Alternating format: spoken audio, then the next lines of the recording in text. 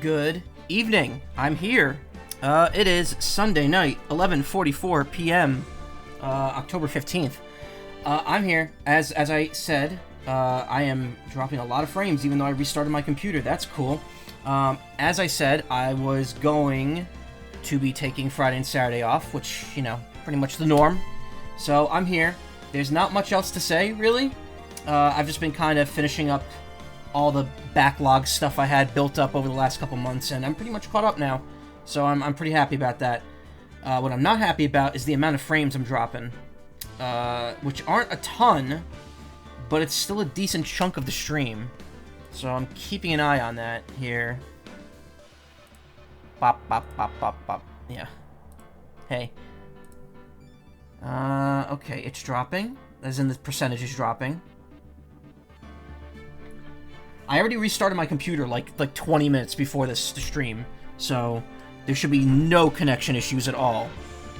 Okay, I think it's stabilized. Alright, so no ramble tonight. I will go over the stream plans for this week, because they are going to be a little weird, I think, but we'll see. Anyway, we're in day 2, or I guess technically day 3 of the final case of Phoenix Wright Ace Attorney Justice for All. So, On Guard is apparently being framed for murdering his rival, Juan Corrida. Did not roll the R's right. And we have reason to believe that Adrian Andrews did it because of her severe codependency on other people and her mentor committing suicide. Sorry, unaliving herself. I hate that. I hate that that's like people on YouTube can't say suicide just because it's like, oh, we'll get demonetized. It's like, Jesus Christ. If you're that concerned about this shit, stop having alt-right like people advertising on your platform. Otherwise, I'll just, you know, keep blocking your ads. Segs. Segs? No, I don't think there's gonna be any segs here. Anyway, it's the first trial day. Maya's kidnapped by someone named Day Killer. We don't know why, but we know that in order to free Maya, we have to get On Guard found not guilty. And that's pretty much the rub. That one is hella stupid, yeah. Adrian did it? That's what it looks like. Dude, no way. That woman couldn't do anything like that. In court today, there will be a mountain of evidence that will implicate you. A mountain of evidence? I'm certain there's someone out there trying very hard to pin this whole thing on you. Please, Mr. Lawyer. Dude, like I said yesterday, I'm refreshing like a spring breeze, alright? I can't let any sort of scandal ruin that. I understand. Well, it's almost time. Oh, it's Mia. Mia, you must get a complete acquittal today. I know, but I can't focus on Maya's situation right now. Or Pearl's either. No matter what, I have to keep focused on winning this case by the end of today. Indeed. Well, let's get going. It's him. Oh, I didn't fix my voice mod yet, so this is probably not gonna work. No, doesn't look like it.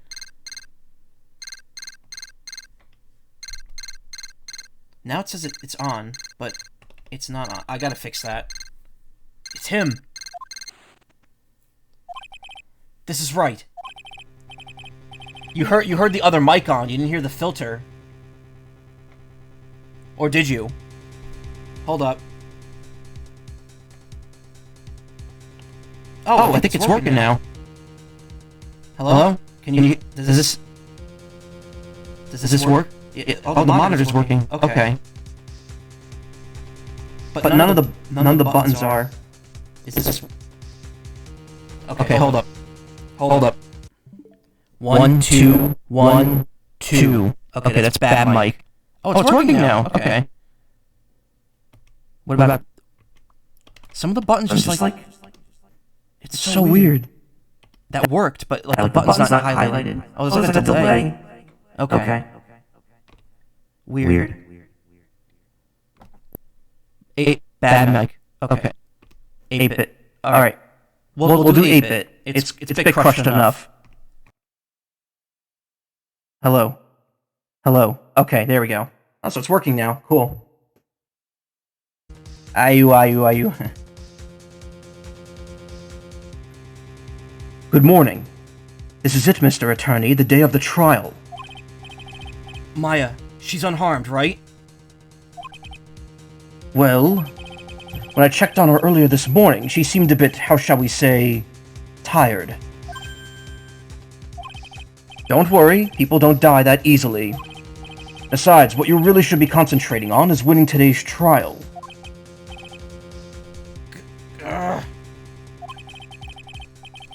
For my sake as well as yours, you must win today's trial. Which is why I sent you a little present this morning. Present? What in the world would you want to give me? You'll figure it out once the trial starts, and even if you don't like my gift, I expect you to graciously accept it and win the day's contest, if you please. Wait. I'm gonna have to, like, keep the thing open. The voice mod open while I'm doing that, because it's like, I actually can't see what's enabled or not. Like, okay, wait. Why? It, like, works and it doesn't work. I'm so confused.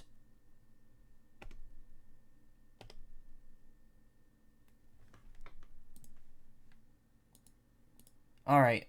Okay, well, just like Mike, yeah, I don't know what's going on here. Like, it works sometimes, but then other times it doesn't. One use and it dies, yeah. Yeah, something's up with voice mod. And you know what? They're using AI shit now, so it's like, ugh. Now I don't want to use it. It's like the last update broke everything. On the Stream Deck or on voice mod? Maybe I have to update Stream Deck again. That might be the problem. Maybe it's not compatible with the current thing anymore. I really need to rework the Stream Deck. Okay, so that didn't work out too well, I think. I'll have to listen back to it. The kidnapper sent me a present. Mr. Lawyer Dude? Who is that? No one. It has nothing to do with you, so forget you heard anything. Dude, did your nose just get longer? Anyway, March 22nd, 10 a.m., District Court, Courtroom number 3. So if you missed all that, it's stuck in a Gluck loop incident. Oh no, that chipmunk from his Mike Moments videos. So if you missed all that, the killer just said that Maya's fine, she's tired, and he also sent us some sort of gift to help with us winning the trial. Court is now in session for the trial of Matt on guard. Are the prosecution and defense ready? The defense is ready, Your Honor. Hey, Finnegan, how you doing? Also, does this sound louder than normal? It kind of does. I don't know why.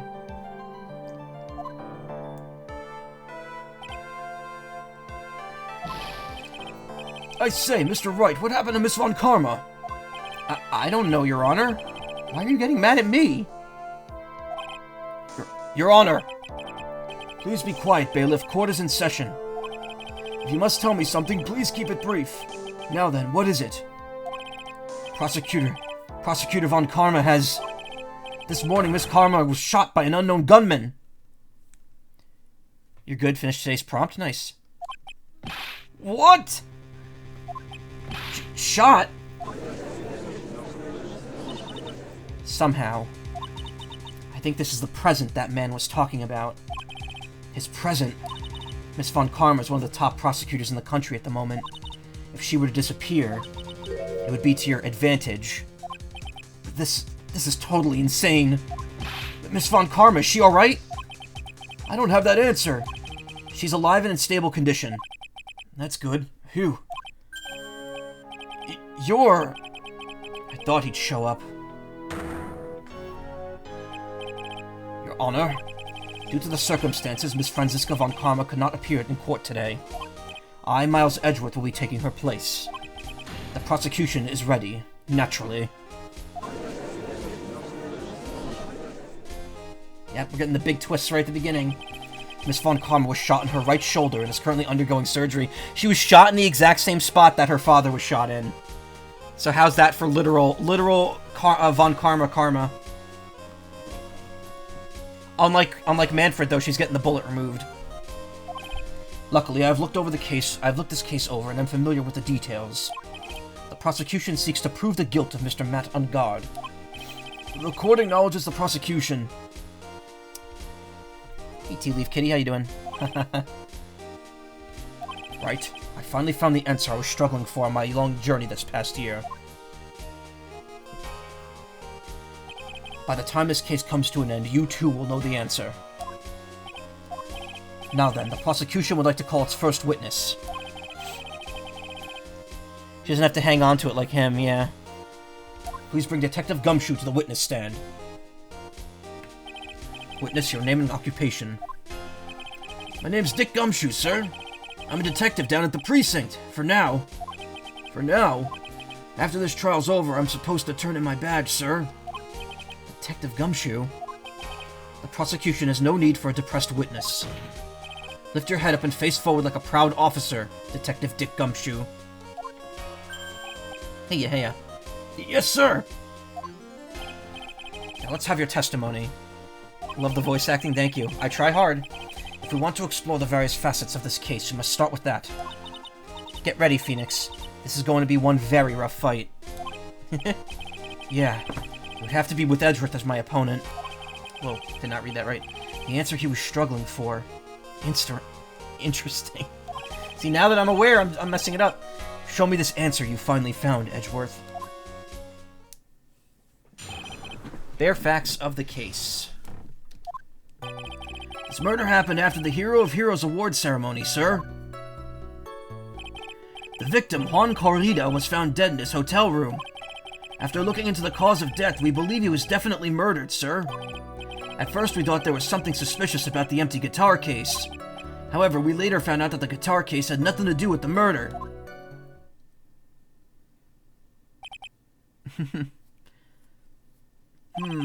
After the award ceremony ended, the victim was alone in his room? Yes, sir. Both the victim and the defendant were both in their rooms. Accidentally skipped that hit beat by accident. I see. Mr. Wright, you may begin your cross-examination.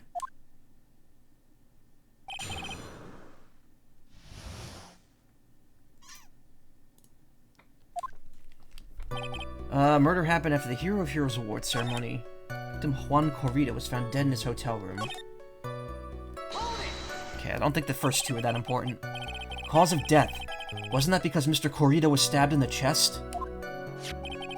Only a careless amateur would believe something so brainless as that, pal. Take a good hard look at the crime photo. Now, a real pro's attention would be drawn down here to his bandana. Banana. Ooh, banana. His bandana, sir. That's the thing wrapped tightly around his neck, sir. Ah, yes, I see. His banana-scented bandana.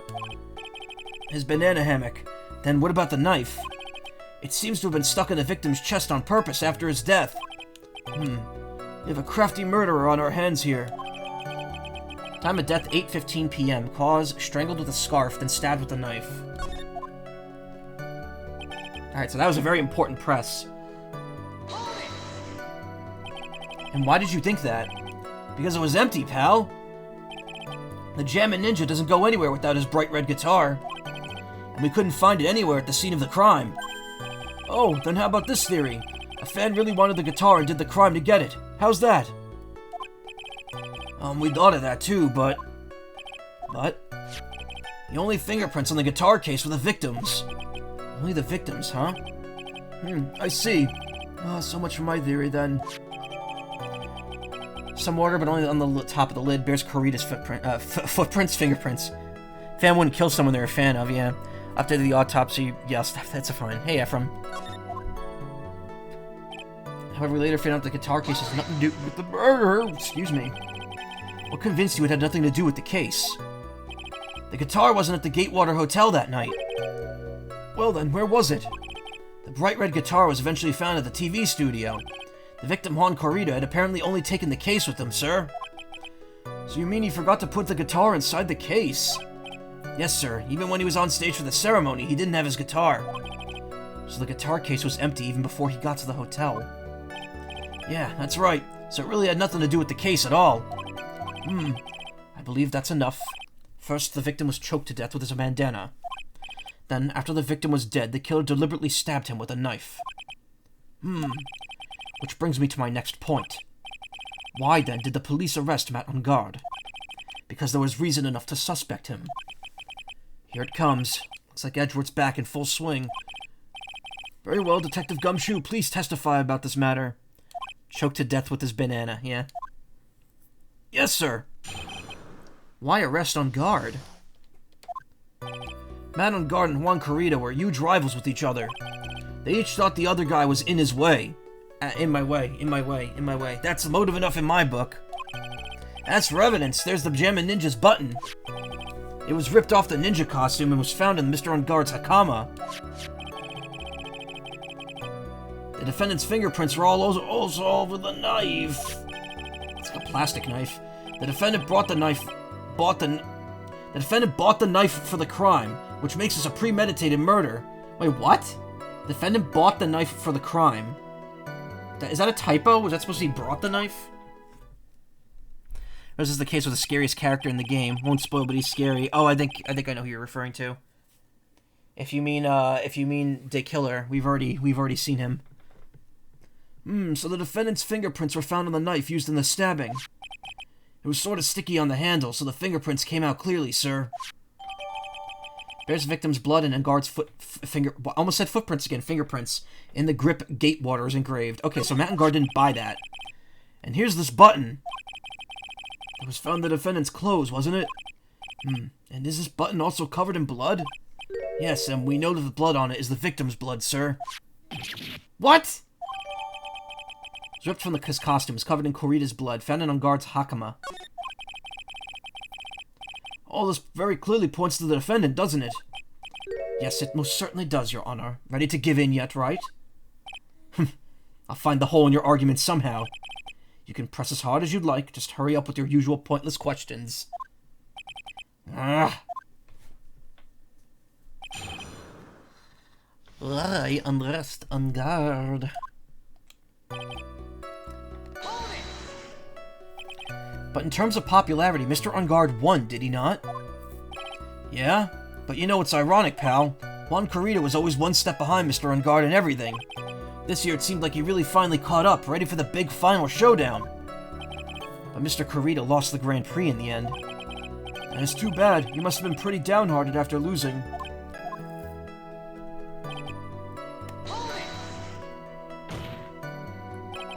Wait just 1 second here.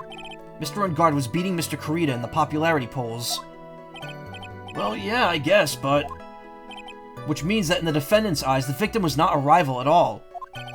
Which means he had no motive to kill. Yes, I quite agree there.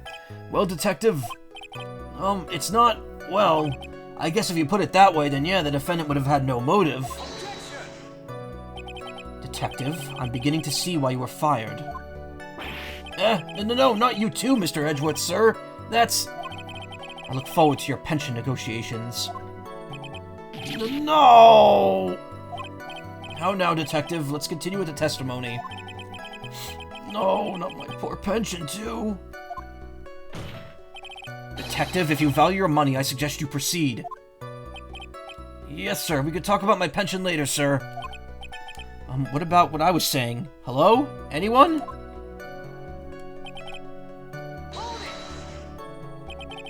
Do you have any proof that the button belonged to the victim? Huh? What do you mean, pal? Oh, let me put it this way. I'm asking if you have any evidence to back up your claim that this button was ripped off the Jammin' Ninja's costume. Huh? But you can't tell just by looking at it? And the victim's blood is on it. Anyone could have smeared that blood on there afterwards. Mr. Edgeworth, help me, sir? Alright, I knew it had to be this piece of evidence. Now to reel this one in. Thread. Huh? The button was attached to the costume by thread, obviously. And that thread was snapped off when the button was torn. If you match up the ends of the thread on the costume with the thread on the button, it's a perfect match. Yeah, that's it. They're a perfect match, pal. That's Edgeworth for you. Never misses a beat.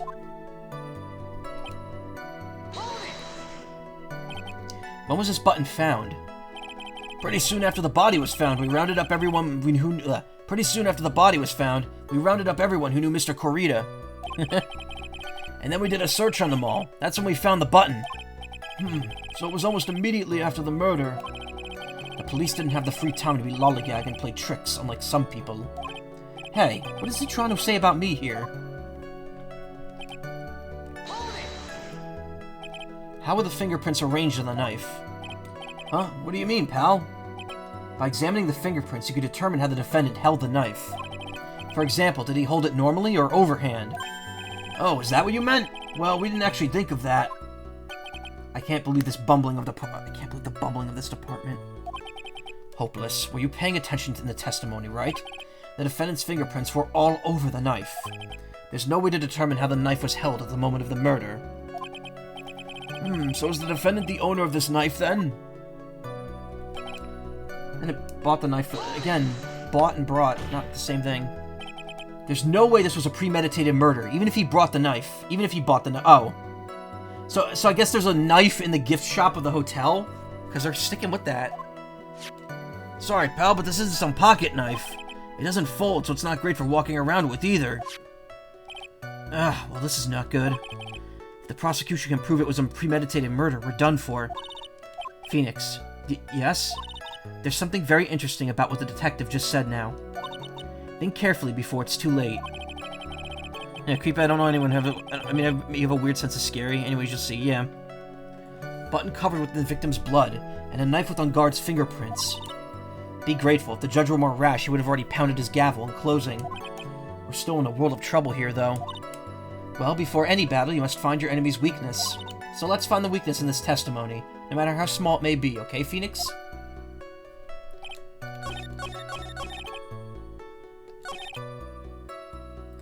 Bought the knife for the crime. Makes this premeditated murder. Well, but he didn't use the knife for the crime. That was the wrong choice, though.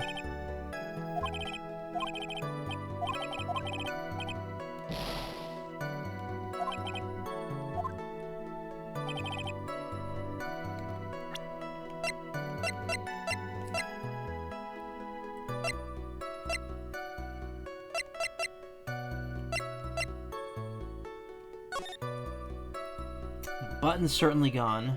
The knife was shoved in.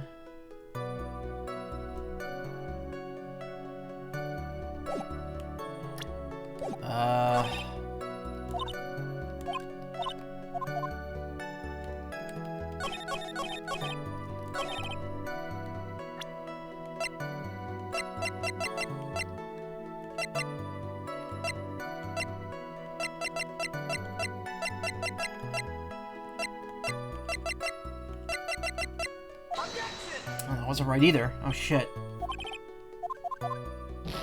Huh. Alright.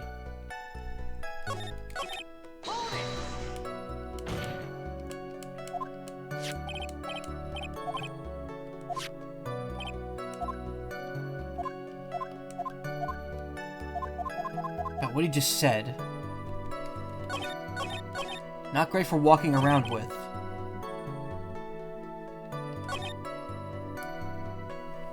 Doesn't fold.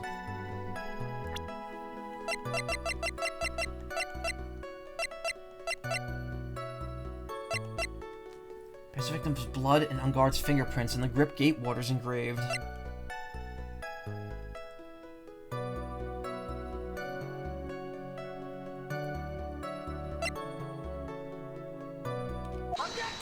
Oh, maybe the fact that they're saying bought is actually the contradiction here. I thought it was a typo. Wait a second. What? Well, that didn't sound right.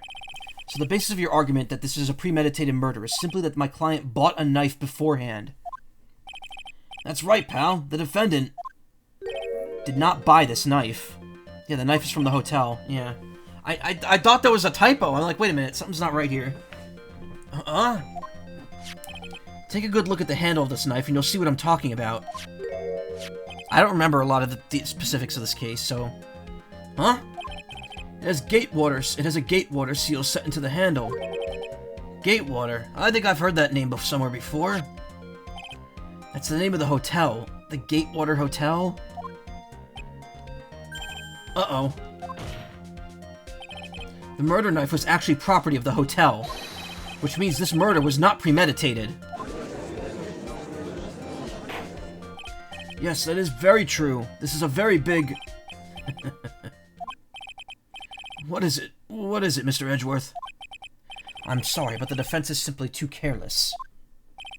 What? What? What? I think whether the crime was premeditated or not has already been determined. Gumshoe is so cute. Uh-oh, yeah. How so?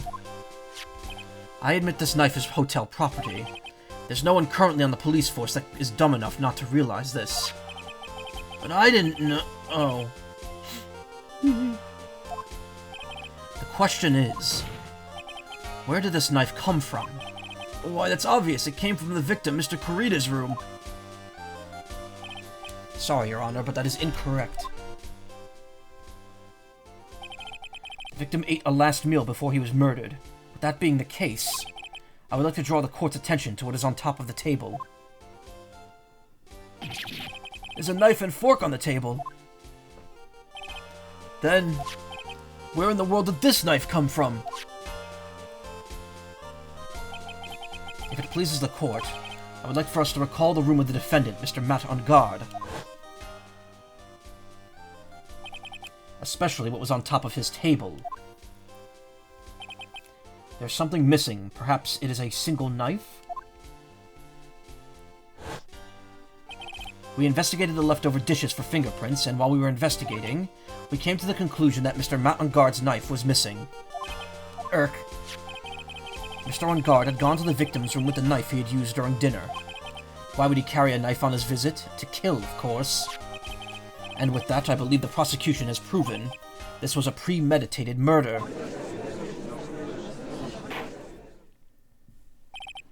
Amazing, Mr. Edgeworth. Absolutely brilliant. A brilliantly clear abduction. A brilliantly clear deduction. Seems like Edgeworth had this plan from the very beginning. This must be one of those traps, and I just walked headlong into it. A murder weapon with fingerprints and a button from the victim's costume. There's quite a sizable amount of evidence here. I can safely say that any further deliberation is a waste of your Honor's time. Although, I wouldn't mind if the defense were to present evidence not yet shown to the court. Evidence not yet shown? Means evidence that the court hasn't seen yet. In other words, new evidence. I think we've got that after the first, 3 times it was said. What does the defense have to say about this, Mr. Wright? Well... Phoenix, the judge is favoring the prosecution right now. If we answer with something wrong here, that gavel of his will be ringing out to the sound of our defeat. Mr. Wright, do you have something important and necessary to present to the court? Actually, I do. There's one. One piece of evidence that catches my attention. Something this court is yet to see. Mr. Wright, I will say this one more time. I do not feel this trial needs to continue at all. However, I am giving you one chance, and only one. What the judge is saying, right, is don't try pulling any of your usual bluffs here. If I mess this up, it's curtains for all of us. May now present one and only one piece of evidence. Oh my god, really? We're doing that level of penalty?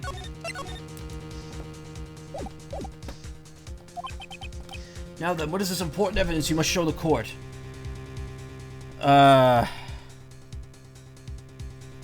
Okay, I'm gonna need a second to think it through.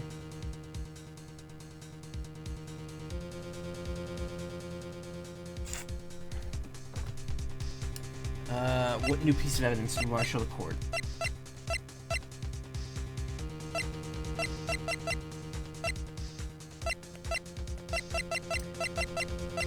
I mean, it's gotta be either the wine glass or the guitar case, right?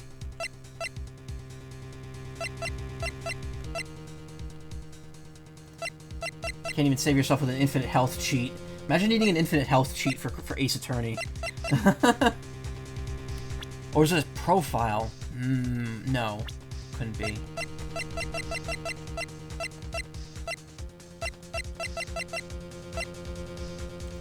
Made your job more convenient, yeah.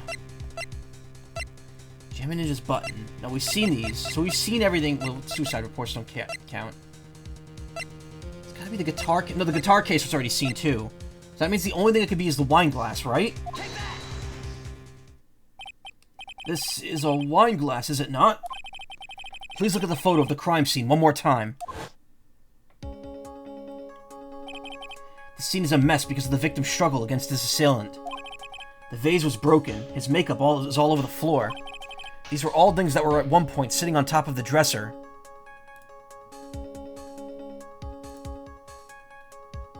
Sorry, 1 second.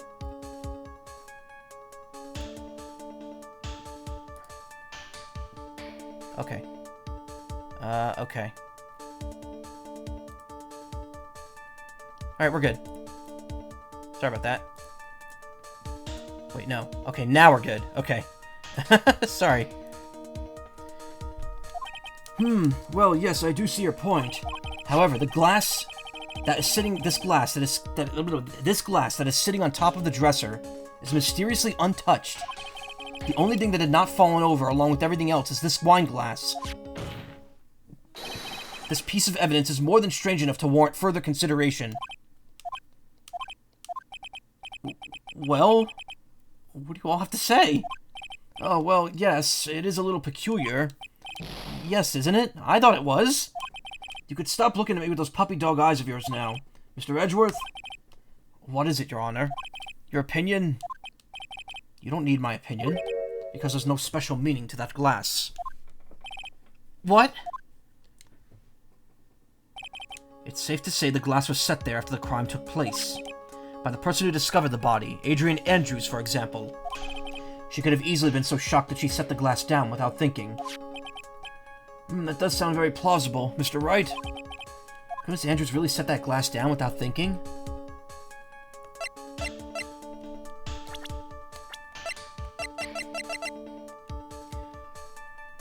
No sign's been drank. Filled with tomato juice.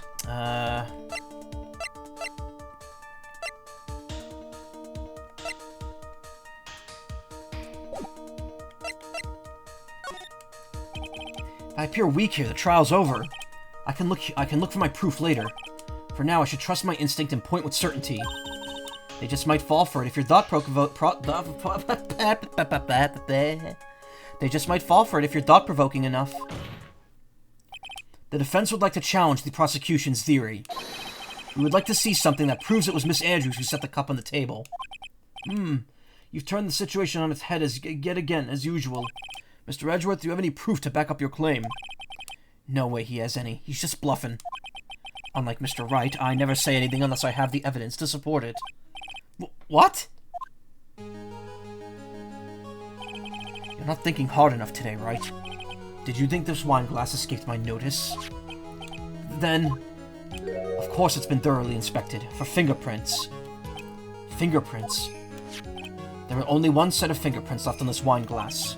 Only one? Whose were they? They were not the victims nor the defendants. Rather, they were one Adrian Andrews. What? There's Andrews' foot fingerprints. That is why I said the person who had discovered the body had left it there. Are we done here, Mr. Wright?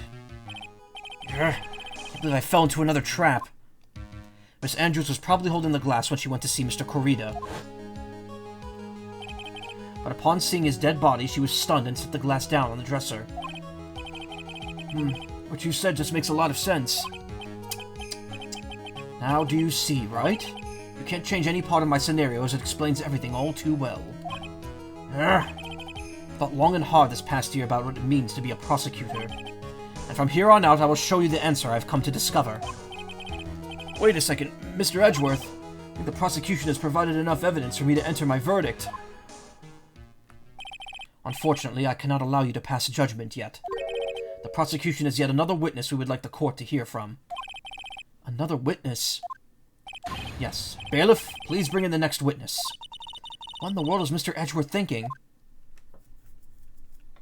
What was he thinking? Oh, fuck. Now then, witness, please state your name and occupation. Witness, your name and occupation, please.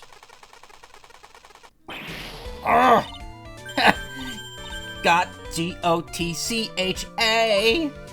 I wonder what happened to that calm composure he just had earlier. Oh, edgy boy, it's been, what, a year since we last met, hasn't it? You should be more happy to see me. I saw the report with her testimony, but who knew that under that helmet it was the Wicked Witch of the witness stand? I tell you, this time I know what I'm supposed to do. So today I'm going to tell you anything and everything. Even things that don't have to do with that terrible crime. Miss Witness, that terrible crime is all this court needs to know about.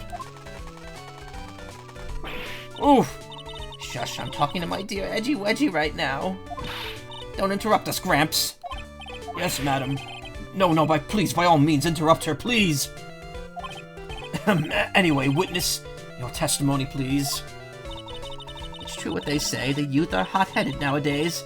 Not that I mind at all, Edgy. Now then, what should I start with? The witness was on the security detail at the hotel on the night of the murder. Is this correct, Miss Oldbag? It was a great job being able to see my dearie Juan. It was almost too much for my little heart to handle. You mean you were a fan of the victim? Look, everyone is crazy over that on guard, saying he's cute in a fresh way or something. But not me. I wouldn't say anything so silly. After all, I have no interest in a little child like him. I'm only interested in a real man, Juan Carita. But those two were the same age. Anyway, as I was saying, I was pacing in front of his room that night. Very well, please tell the court what you witnessed at the night of the murder. Leave it to me, Edgy Poo. Witness testimony. What you witnessed. Anyway, after the ceremony, I went to pace around in the hallway in front of his room. There was something I was interested in finding out, you know? Well, since I was on the job, I made sure to keep a good eye out the whole time. That's when someone showed up. It was a man coming out of poor Juan's room. It was on guard. Not on guard. He was trying to sneak his way out of Juan's room. So Mr. On Guard came out of the victim's room. See, it has to be him. He's the murderer. I see. Well, Mr. Wright, you may begin your cross-examination. What you witnessed.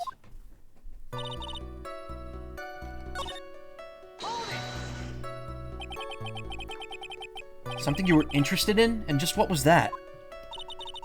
It's not some little thing I could just go around telling everyone, you know? It's top secret between me and Juan. And Edgy Poo, of course. Mr. Edgeworth, what is this thing she was interested in? I have no idea. I despise gossip, Your Honor. Gossip? But should it prove relevant, we can always have it appended to her testimony later. Looks like we shouldn't force it right now. Did the witness say anything in the vicinity of the victim's door this entire time? Stay in the vicinity. Well, since I was on the job, I made sure to keep a good eye out the whole time. Oh? Then would you tell us the number of people who went in and out of Mr. Carita's room? I have no idea. I wasn't born so I could count things for those who didn't pay attention in class. That's why ever since I turned 20, I quit keeping track of how old I really am. Yes, well, that would explain why your age was not included in the report. In any case, the witness then saw someone, correct? Won't they be able to look up her birth certificate? See when she was born? Who in the world was that? I'm not allowed to say. This sort of information has been carefully guarded for the masses, Sonny. The man that came out of Juan's room, he was... Yes, he was... I'm too scared. I can't say his name out loud. Oh. Oh, I wouldn't give that Francisca's whip right now. Well, I guess I can tell you since he was such a bad boy anyway.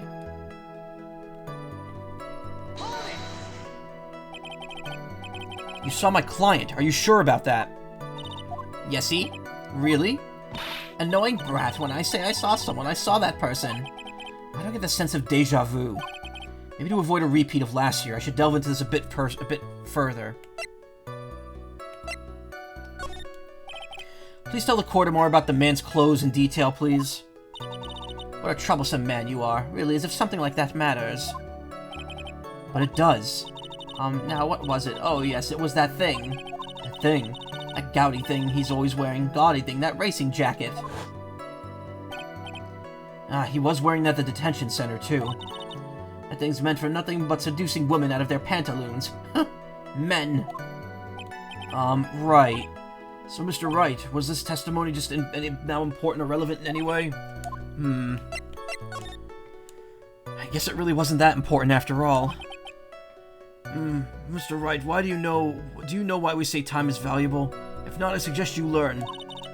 You wasted 3 minutes of this woman's youth. That's more valuable than gold to me. Why do I suddenly feel old in the presence of her childish whining? She may not remember things or be mistaken here and there, but I don't think she's lying. That's bad for us. Really bad. But that's how human mind is. It also has a tendency to jump off topic. She's strayed onto a few interesting side topics this time, hasn't she? But that's what makes her a sweet old lady, right? That's because you're not the one who has to question her.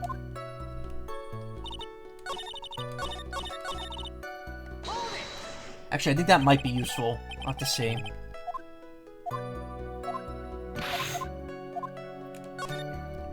Please tell the court more about the man's face in detail. You don't need me to tell you about his face. That soft, gentle look in his eyes and his effeminate lips. His right eye covered by his silky hair, his sparkling, shining teeth. His teeth were shining? Well, he's shining all around in this week's pin-up poster, dearie. This week's pin-up? Why do you... I mean... I don't care how he looks in this week's issue. Please stay with what you saw that night. What? On guard's face is the same no matter where it is. You would know that, you whippersnapper. So, Mr. Wright, was this testimony just now important or relevant in any way?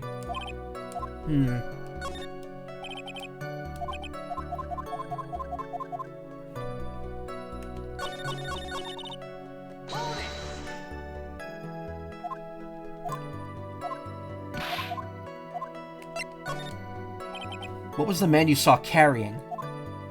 In which hand, his left or his right? Now this is a real mess. I mean, I can't be expected to answer such a vague question. Indeed, please be more specific with your question, Mr. Wright. Sorry.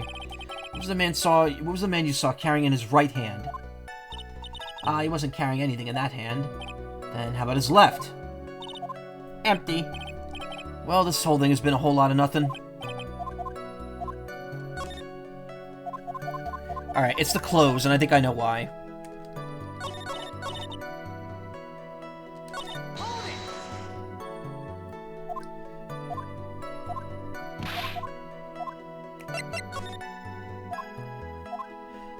Take a sip of water. Ugh.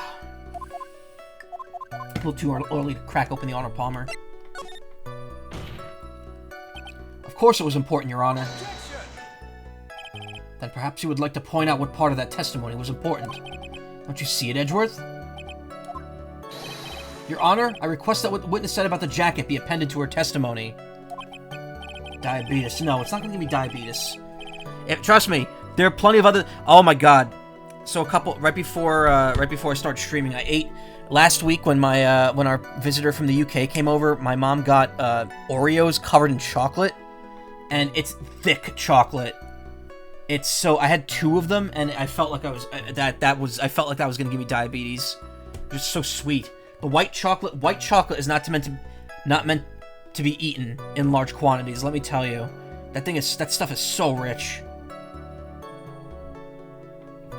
I don't see quite where you're going with this, but alright, witness, please. Well, I don't like to badmouth anyone without reason, but if I must... He was wearing his flashy racing jacket. Honestly, it's all just for show. Are you sure the defendant was wearing the racing jacket? What do you think? It's not like I've seen him in anything other than that horrible thing. I'm sure he was wearing it. It's not even chocolate at that point. Well, it's not just the chocolate. There's also the Oreo in it. There was a design because it came from, it was stuff made for my mom's job. And, it had, like decorative logo on the top that you could eat. It was quite hefty. She's sure of herself that's to the point of self-absorption. She may not remember things or be mistaken. Okay. Yeah, blah, blah, blah, blah, blah, blah, blah, blah.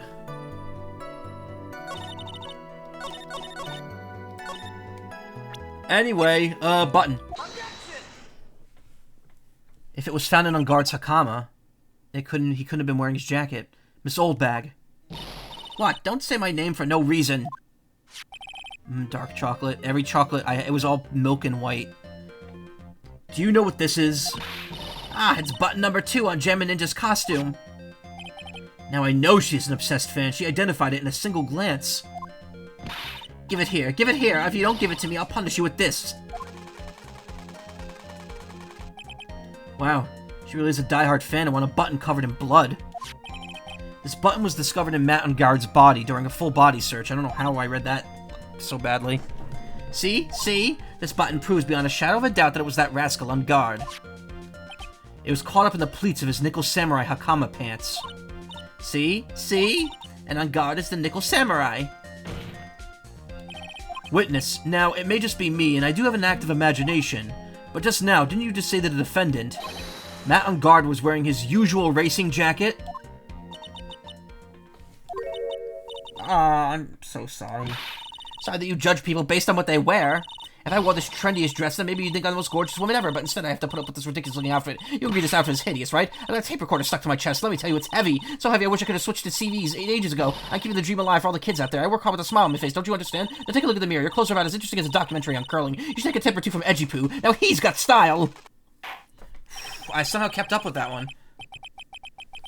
Now hold your tongue there for a second. So what you actually saw was not Mr. On Guard, the man, but Mr. On Guard, the Nickel Samurai? But when you think about it, they're really one and the same anyway. Miss Oldbag, this is a very important point we're talking about. Edgy Poo, do you think so too? Well, it might be worth considering. Just say it's important and agree with me for a change. Witness, think carefully and try to remember as much as you can before you testify.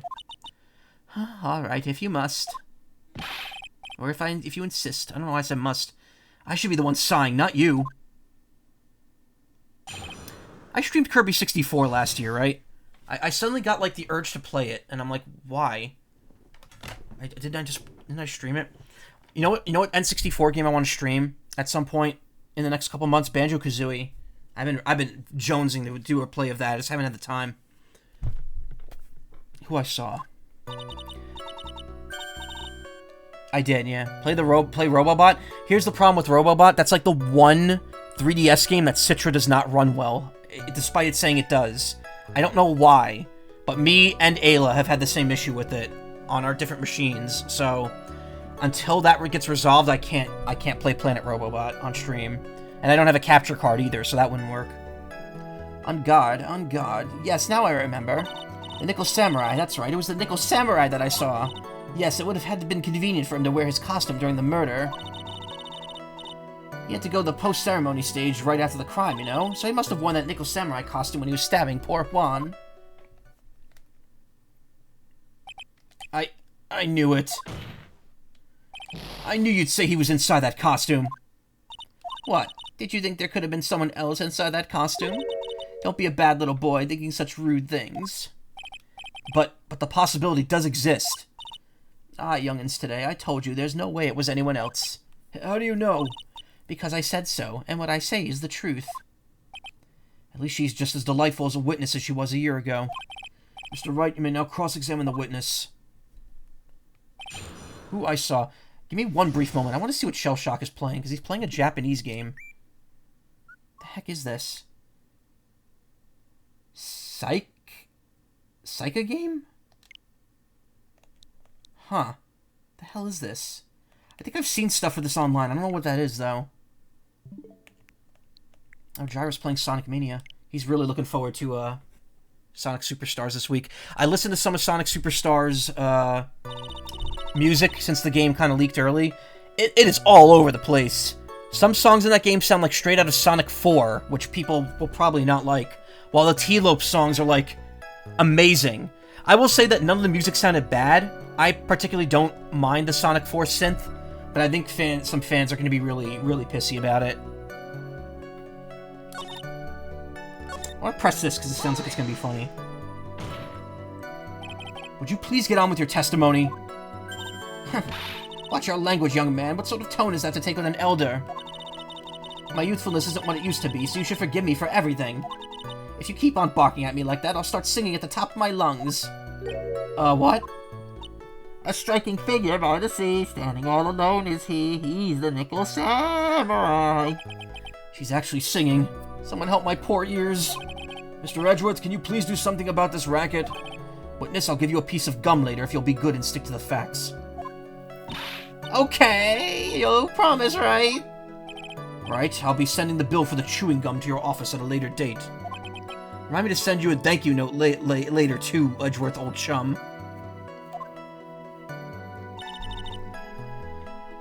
Nickel Samurai, that's what I saw, the Nickel Samurai, see? Oh, Baby T-Lopes returns to do Sonic again. Yeah, he doesn't do all the music. You can tell there are songs he clearly has nothing to do with on the soundtrack, but it's pretty good. Sonic Superstars, everything I've seen from Sonic Superstars seems like it's going to be a good Sonic game. It's not going to be an amazing Sonic game. The special stages don't look that great. The music is kind of all over the place. Like, nothing terrible, but like there's definitely songs that people will not like on it. And yeah, it just kind of, it's not impressing as much as you know, Mario Wonder has been clearly impressing in all the trailers. And for that reason, I am not getting Sonic Superstars this week. I'm going to be waiting until it goes on sale. I still have to finish Sonic Frontiers, too. I might wait until I do that first. Be a little more careful with your testimony, please. Not too long ago, you said he was wearing his racing jacket, and now he's not? Not too long ago? And let me ask you this. When you were itty-bitty, what was your grand dream? What's up? What do you want to tell me? Huh? What'd you want to be when you grew up, whippersnapper? My dream, huh? Well, I, wanted to be Judge Wagner, hero of the public's court. So what? See? And look where you are now. You're not Judge Wagner, are you? Are you? Well, what I said earlier. Who puts any weight into things like that? And now is everything. I can't be held responsible for the past. Since when did court ever become theatrics over testimonies? All that matters is that the man was inside that costume. Isn't that enough? Do you really want to do the DLC? No. No, I don't. The more I hear about it, the less I want to do it, but at the same time, I want to finish the game. I haven't done DLC 2, I haven't done DLC 3. It's not DLC, it's just content added. If I do it, I'm going to say this right now, I'm dropping the difficulty down to easy, because I've heard that the game is extremely frustrating. I have heard many, many bad things about the Sonic Forces final update. And, Mike literally did a nope and stopped. Oh, okay. Well, and he was some hours in. Yeah, I know about the trials and how they're bad. I'm going to drop the difficulty to easy because apparently the sheer difference in how some of the stuff is on easy makes it a lot more bearable. Namely the perfect parrying, because perfect parrying in hard mode is frame perfect, whereas on normal it's 1 second and on easy it's 2 seconds. So I might just opt to do the 2-second one. Anyway, we're getting derailed here. Why would that be? That way no one could see his face, of course. But there's still no advantage for him that I could see. In fact, you would think the costume would make him stand out all the more. You are such an annoying child, you know that? You disagree with everything I say. Isn't that what you're always doing to me? I got it. Maybe it was more troublesome for him to change in and out of his costume. 2 seconds to parry, that's way long. Yeah. So in Sonic Forces, parrying Frontiers, excuse me, not Forces. In Sonic Frontiers, parrying you could just hold the button down and you'll do it. But there's also a perfect parry, which again is dependent on the difficulty. Normal mode you get a 1 second window, which again, even a second is pretty long. And on hard it's frame perfect. Whereas on easy mode you get 2 seconds for it. So I will likely be dropping the difficulty down to easy because I'm not in the mood to deal with that. Even then, I've heard it's still pretty difficult and annoying, but we'll see. I'll do it eventually, just not now, because this week's gonna be kind of weird and tight. Had to go to the post-stage ceremony, right after the crime, yeah. Was there anyone else scheduled to appear at the post-ceremony show? Well, all the contestants were supposed to go on stage in a friendly gesture thing. That included the Jammin' Ninja. Of course it included him. That's why On Guard came out of Dear Juan's room. That's why when On Guard came out of Dear Juan's room, he didn't give it a second thought. I see. Well, anyway. Feels weird to frame perfect parry on a platformer like that, yeah. I don't know if it's frame perfect, I think it's like maybe 3 frames, 2 frames. I can't imagine... That must be so difficult to do on the Switch, because the Switch version only runs at 30, which is the version I have. That was a big mistake, picking that one. That being said, when I do Sonic Superstars, the Switch version does run at 60 docked, so that won't be a problem. So he must have worn that nickel samurai costume when he was stabbing poor Juan. So let me ask you one more time. Person you saw, it really was the nickel samurai. As showy as ever. Haven't I been saying that from the very beginning? Can I throw in the towel yet? You don't need to think too hard on this one, huh? There's a contradiction in her testimony, and it's sitting right in plain sight. The question is what that contradiction means for us. Well, I'll have to figure out what you're talking about first, but okay.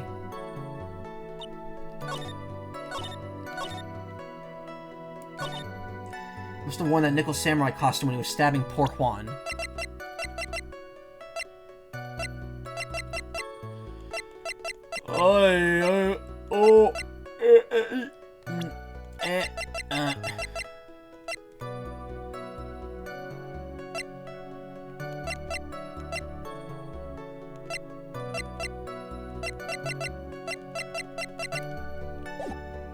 Since, for instance, the parry window in Street Fighter 3 third strike is 7 frames, yeah. Well, again, that's why it's only on hard mode. On normal and easy, you get a lot more leeway with it. He must have been wearing the nickel samurai costume when he was stabbing poor Juan.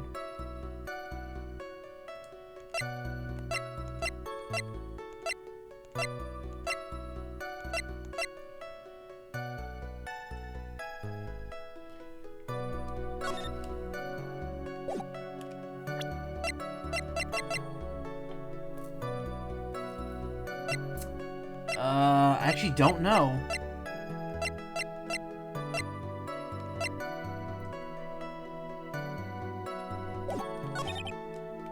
So, is part of just that. Okay.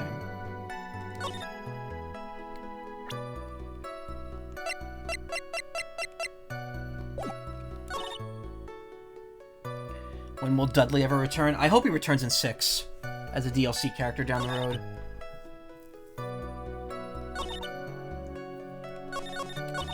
Had to go to that post-ceremony stage show right after the crime, you know?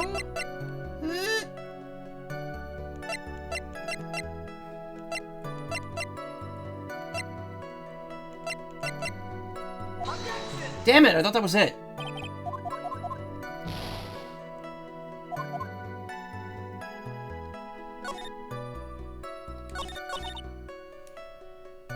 He must have worn the nickel samurai costume when he was stabbing poor Juan. This one's tripping me up a lot.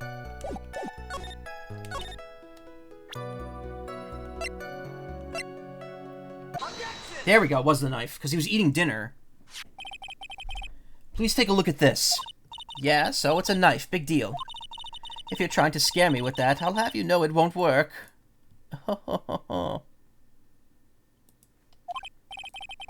No, that's not my intention at all.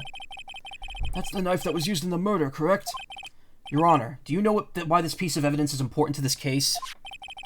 You don't even have to ask, it's because the defendant's fingerprints are on it. Is that what you're driving at? That's exactly what I'm driving at. What are we driving at? And whose car are we driving? If Mr. On Guard was really the nickel samurai costume at the time of the murder, then it's impossible for his fingerprints to have been left on this knife.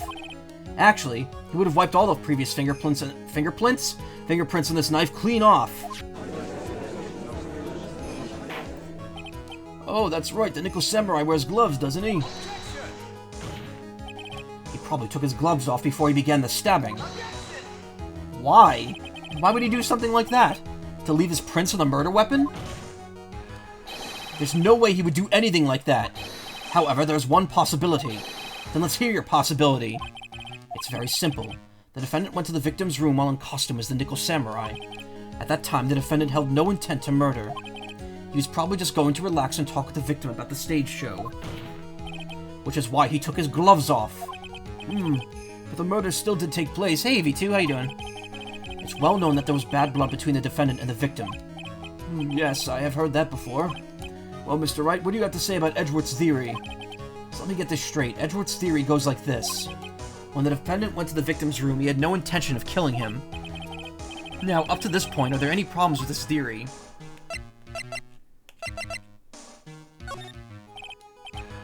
I need a little more time on this one. When the defendant went up, just replays that same statement. When the defendant went to the victim's room, he had no intention of killing him. Now, up to this point, are there any problems? Yeah, there is. Why do you bring the knife with him? Doing good. Had a good day at work again? Nice. I'm hoping work dies down a bit for me this week now that our big install push is over, but I also believe that we're going to run into more problems. I'm going to be pissed off just over other stuff in general. I have no faith left in that job to like, not be terrible. This theory contradicts something in an earlier testimony. What are you babbling about? Now, for argument's sake, let's suppose Mr. Ungard was the killer. If that's the case, I think it's impossible for the killer to have gone to the room without the victim's intent. This knife, this was used by Mr. Ungard at dinner. Yes, we did establish that. Which means that if my client was in fact the killer, then he brought this knife with him when he went to visit Mr. Kurita. I suppose. However, you just said it yourself. At the time, the defendant had held no intent to murder. If that were true, then why would he bring a knife? He wouldn't, would he? Which means, Mr. Edgeworth, your theory was flawed from supposition 1. And one more thing. If the murderer was wearing the costume at the time of the murder, then there should be glove marks left on the knife. Which means the defendant's fingerprints shouldn't be all over like bees on a hive. And that brings me to my final point. This knife was planted by the real killer to hide their identity and mislead us. Order! Order, I say! Order in the court! Was this knife really planted by the killer? Why would the murderer do such a thing? To frame Matt Ungard. It's to frame my client, Mr. Ungard, of course. To frame... aren't you forcing the interpretation just a little too hard on this one? But we just established that the witness saw the nickel samurai in costume. And if that were true, then there shouldn't be a single fingerprint on this knife. Ugh! Witness! Looks like I've made your life a tiny bit more difficult, huh, Edgy Poo? Witness, did you or did you not really see the nickel samurai? Well, I guess I might have forgotten, but... Are you saying you mix up Mr. Ungard with the nickel samurai, his character on TV? I mean, I can't really do anything about that now. Look, I was waiting around in front of their doors because, well, I wasn't waiting around for the nickel samurai, that's for sure. She wasn't waiting for the nickel samurai. Alright then, who were you waiting around for then? That's top secret to anyone outside of security. I have a feeling that you were waiting for Mr. Juan Corrida. Am I correct, witness? The way you think, you are a sad amateur with a terrible case of nearsightedness. Amateur? Me? What am I an amateur of? So old bag was waiting around in front of the victim's room, but it doesn't sound like she was waiting to catch a glimpse of Mr. Corrida. Maybe, Phoenix. Maybe that old bag was waiting around for that person. If it's who I think May is hinting at, it's certainly possible. Miss Oldbag, you were waiting for this person to come out of the victim's room, weren't you? Well, we're waiting for AA. They were waiting for AA in a love scandal, so that would be Adrian Andrews, wouldn't it? Who is this person? This is Adrian Andrews, Mr. Ungard's manager. But why would the defendant's manager be in the victim's room? It seems that this is the latest rumor in circulation, Your Honor. Oh, this is... Well, this is... I see. Judge really seems really into that article, if it can be called such a thing. And this manager with the initials AA, are you saying it's... Adrian Andrews, without a doubt, the witness thought so as well. Looks like you found me out. Well, that's fine. I can throw away this whole sworn to confidentiality stuff then. Witness, what in the world are you... Watch out, Phoenix. I've got a bad feeling about this. A very bad feeling. I got some information. Some very secret information from a certain source. So that's why I was doing a little investigation on my own. In secret, of course. But what for? Oh, just for myself. Personal reasons and all that. Well, Mr. Edgeworth, how will you proceed from here? I really don't want to do this. However, I simply cannot let this point slide. I see. Very well, then. Witness, please testify about this secret information. Get ready. This is going to take the wind out of your young un's sails. I'm sure we're all capable of handling this, really. It's not like we're 10 years old. Secret information. That on guard is one evil, evil man. He thought he could ruin poor Juan by causing a huge scandal. So to do that, he sent his own manager to get in close with Juan. I cannot condone such dirty tricks, so I took action. Oh, this is top secret, you got that? Nobody else but you and me know yet, okay? The defendant sent his manager? What a distasteful topic for this court. What? Nobody's above gossip. And isn't there a saying, the truth is never pleasant? Never heard that one before. Mr. Edgeworth, what about this Adrian Andrews person?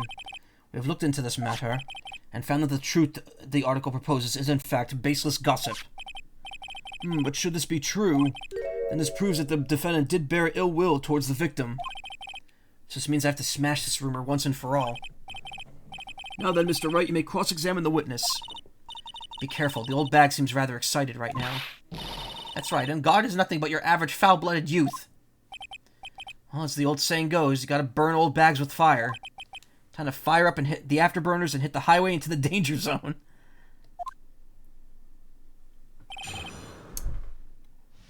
Such a dork, Phoenix.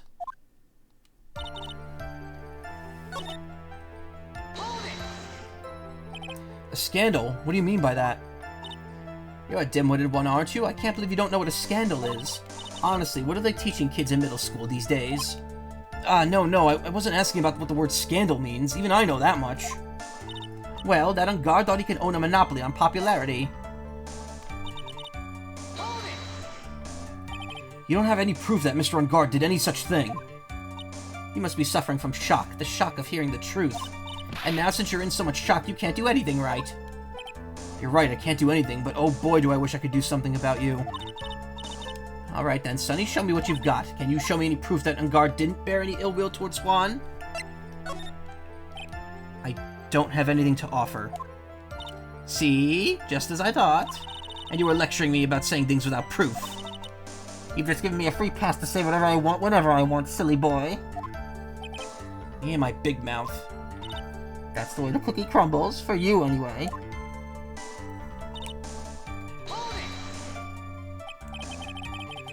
So what do you mean by I took action? Like I already told you, I was lying in wait close to the crime scene. Once that slimy woman came out of Juan's room, I was going to capture her and teach her a good lesson. Something you young'uns need. You were going to teach her a good lesson? I was going to make her eat the damaging beams of my ray gun. Like this. No, stop! Well, it was too bad that woman didn't come out through the door that night. Oh, and this is top secret, you got that? Nobody else but you and me know yet, okay? Wait. What? I'm a busy woman. Tea time with kids is over. Secret information that no one else knows yet.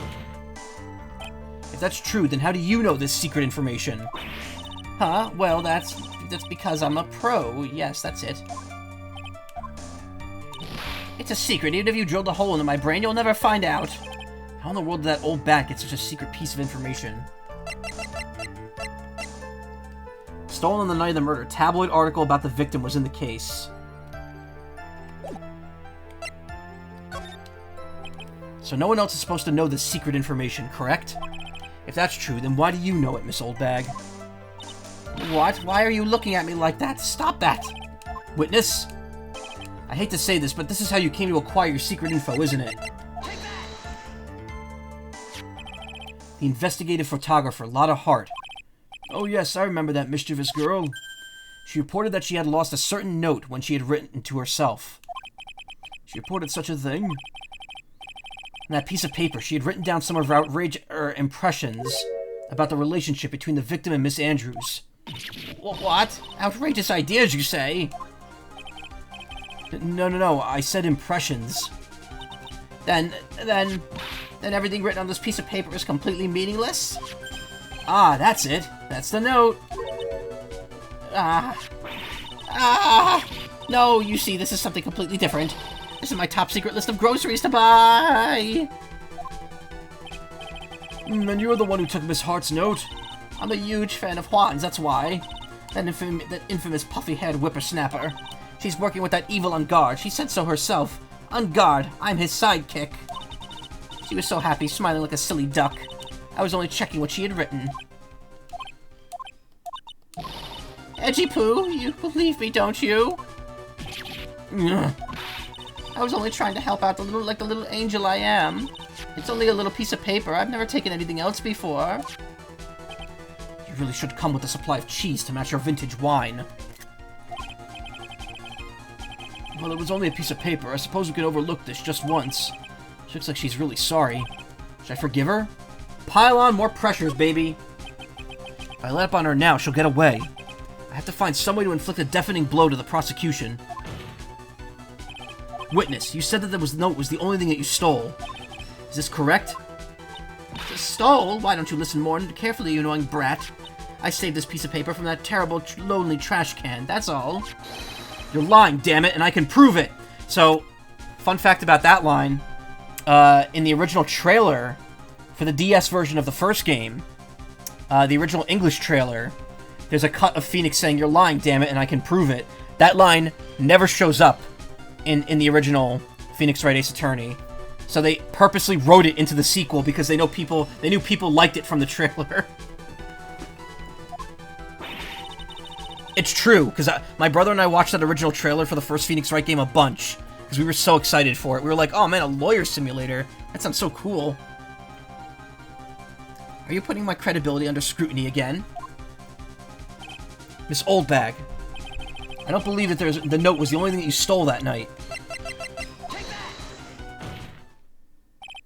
Miss Oldbag, that note was with the camera inside its case, wasn't it? Funny, yeah.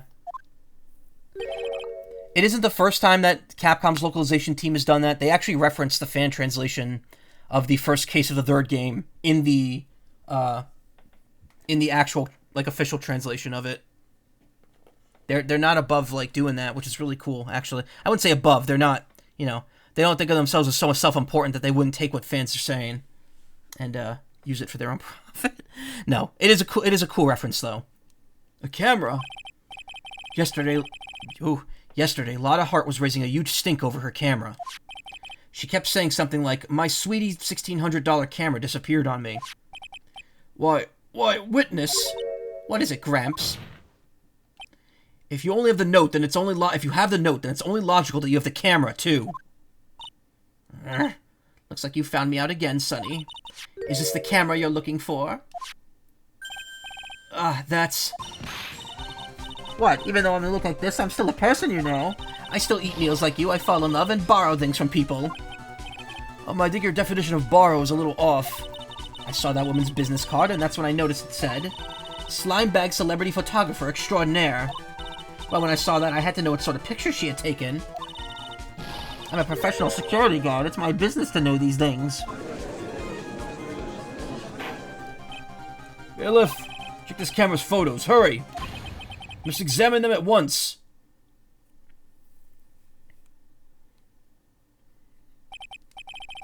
Well, Mr. Edgeworth, what do we have?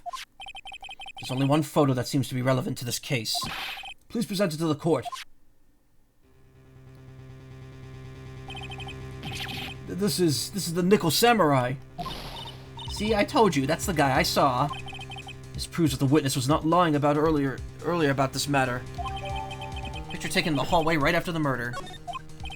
What does this all mean, Mr. Edgeworth? This photo by itself does not prove that the person in the photo is the defendant.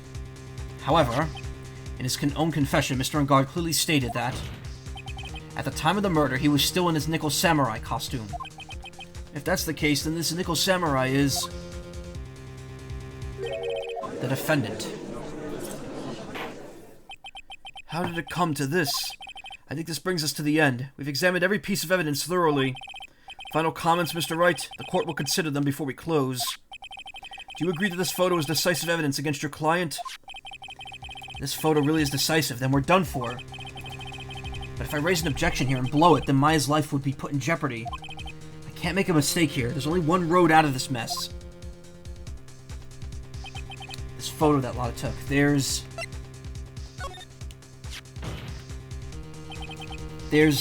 something strange with this photo. I knew this was coming, right? Your thoughts, Mr. Edgeworth? I think we can all agree there's nothing strange with this photo. There's no way for the defense to debunk this photo, even with the bunker buster. Debunk with the bunker buster? Is that what you're planning to do, Mr. Wright? Anyway, please look at the photo one more time. If you really believe you can honestly find something wrong with this photo, then you should only need one chance, correct? Well... to find something wrong with this photo. Can't let this chance go by. Where in the heck did she take this photo from, anyway? It's all out of focus. Why can't she take a good shot? Especially when it counts. She's like the photographer from Pokemon the other week. Now then, let's hear your objection. What about this photo is strange? Coming out of the room. Looks fine. The pants are a little folded. I would like to direct the court's attention to this one area, right here. What are you pointing to? His ankles? If you could see this person's ankles, that would be one thing. However, you can't. And what does that mean? The costume person in this photo could not have been Mr. On Guard. What is the meaning of this? I wonder if you would care to elaborate with actual facts, that is. Let's take a look at the Nickel Samurai's poster. Please pay particular attention to the area around the bottom of the Hakama. Oh, he's right. His socks. You could see his socks. Exactly. However, in this photo, the Nickel Samurai is clearly holding up his Hakama just to walk. There's only one explanation for this. The person inside this costume is clearly much shorter than the defendant.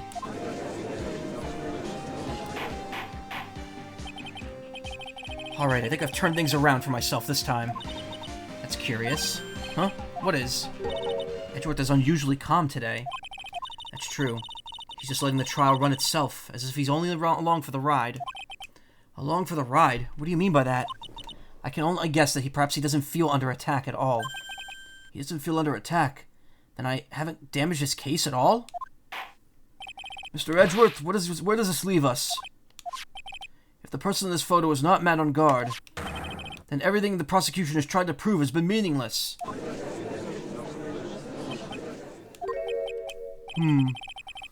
I figured it would come to this. What? What? Right, I have something I want to ask you. I think you have proven that the person inside this costume is not man on guard. In that case, who is this a photo of? Who is the person inside the Nickel Samurai costume? Don't stress out over this, Phoenix. It's very simple. What you should be focused on is Edgeworth's attitude, don't you think? Yeah, why is he so calm? Mr. Wright, let's hear your thoughts. Who is the person inside this photograph?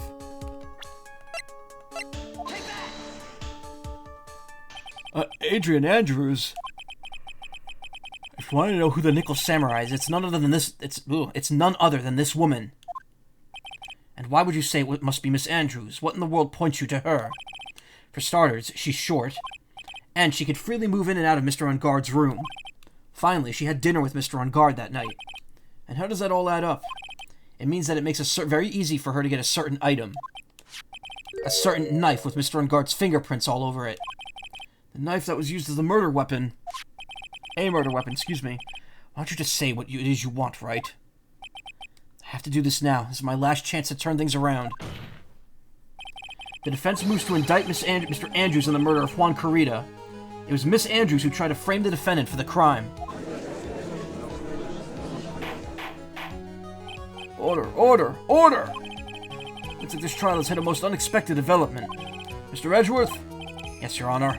This court is issuing a subpoena for Miss Adrian Andrews. A verdict cannot be passed without hearing her testimony first. Alright, this is it.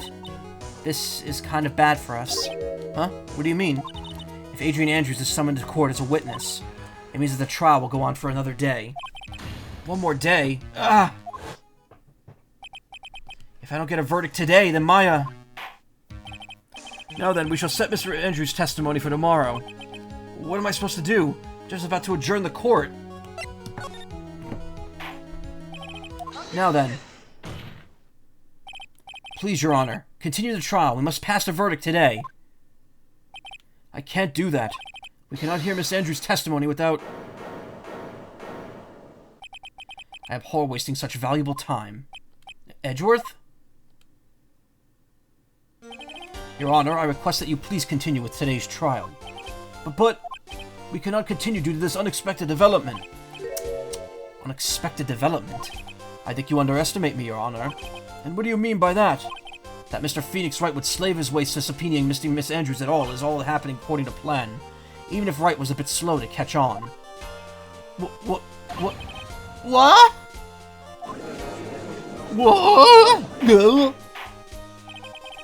What is the meaning of your statement, Mr. Edgeworth? Miss Andrews, Adrian Andrews, is currently waiting in the prosecution's lobby.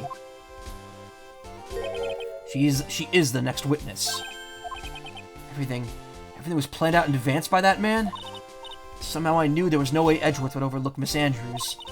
Looks like this battle is far from over. Exactly.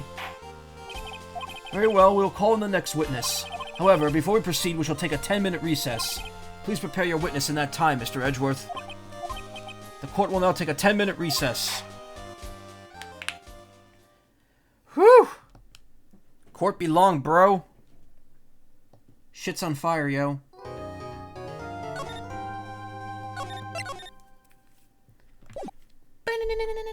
I hate how that sound's not there. It doesn't feel like Phoenix Wright without it. March 22nd, 2:14 p.m. District Court, Defendant Lobby number 3. Dude, I can't believe that Adrian... No way. Not cool and collected Adrian Andrews. She is your manager. It would have been very easy for her to pull this off. The only person who had easy access to the knife you used at dinner was, well, her. So after the ceremony during the break, huh? I was sleeping like a log the entire time. See, she could have also easily planted that blood-covered button in your hakama. Because she was the one that came up to wake me up? Then, dude, you're saying it was really her? Yes, she is the real killer. She's the one who murdered Juan Corrida. But why? I thought she was buds with Juan. She has her own agenda. Her own agenda? What are you talking about? I'm sure you'll see by the time this trial's over. It'll be alright. I'll get you acquitted by the end of today. Get me a verdict that's refreshing like a spring breeze, okay, Mr. Lawyer Dude? Phoenix, you think your motive is related to Celeste Impact's missing suicide note, right? Yes. Miss Andrews depended on Miss Impacts as her strength and reason to live. But then Miss Impact suddenly killed herself. It sounds like she left a suicide note, and the person thought to have hidden it is Juan Corrida, the victim of this murder. That's why I think that Miss Andrews got close to Mr. Corrida. All to get the suicide note back. That sounds plausible, but one thing bothers me. What? Who was it that first told her about who was it that first told us about their relationship? Better stated, Miss Andrews' dependency issues with regards to Miss Impacts. It was Edgeworth. Looks like he's still the one in command of the ship. Don't let your guard down. March 22nd, 2:25 p.m. District Court, courtroom number 3. Whack. Court will now reconvene. Now then, Mr. Edgeworth, if you please. The prosecution calls the witness subpoenaed by the court. Miss Adrian Andrews, the person who discovered the crime in Mr. Juan Corrida's room.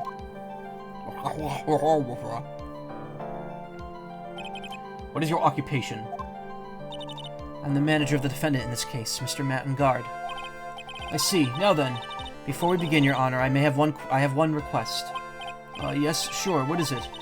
I'm sure everyone in this room is wondering the same thing, and would love to find out more about my relationship with the victim. After all, it was the topic of a certain weekly magazine recently. No, I have no idea what you mean. I've never even heard of Gossipland. If the judge was ever a prosecution witness, he'd do all my work for me. Anyway, I was wondering if you could please tell us about your relation to the victim. Yes, I was seeing Mr. Corrida. I was also aware of the rivalry that existed between Matt and Juan. But this was a private matter between Juan and myself. So it was a fry and bait matter. Or was that bait and fry? Reminds me of fishing. But I didn't kill him. No one is accusing you of that. I think there's someone who would beg to differ. I think we all understand your relationship with the victim now, Miss Andrews. Very well then, witness, please testify to the court. About what you discovered, what you discovered,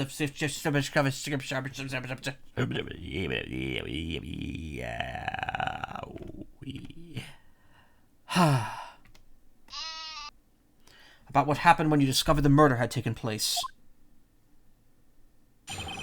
When I found the body. It was time for the show to start, so I went to get Matt from his room.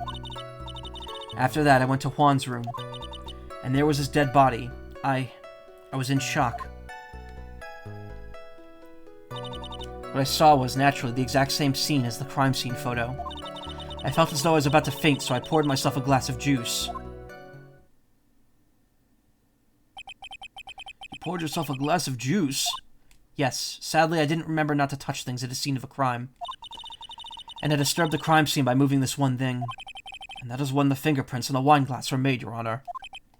I see. Well, Mr. Wright, you may cross-examine the witness. Phoenix? She's one cool and collected customer, and she has the brains to match. Yes, I know. In order to catch a person like her, you have to avoid head-on confrontations. You should disrupt her pacing. Disrupt her pacing? She's the type of woman who's easily thrown off by making things inconsistent with her thinking, so you have to attack when she least suspects it. Expects it. Suspects it. Expects it. Same thing. The instant you let up on your offense is the instant this trial is over. You understand? I guess. I mean, it says you.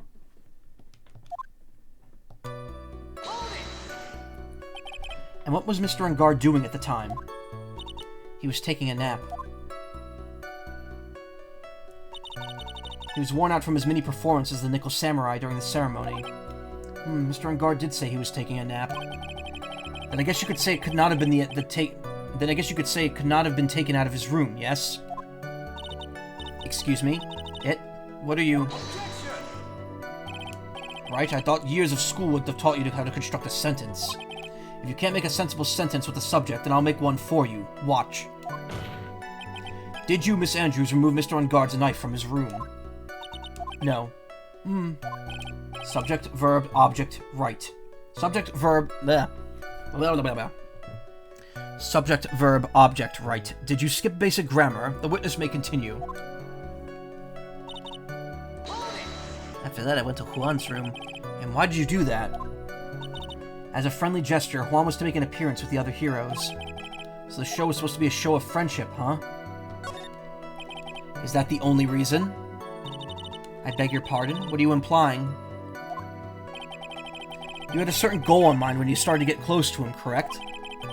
So perhaps you had a more personal matter to discuss with the victim? Sorry, but I didn't have such intentions in mind at the time. Can't get her to talk without a strong piece of evidence, I guess. May we continue now? Witness, what did you see when you got to his room?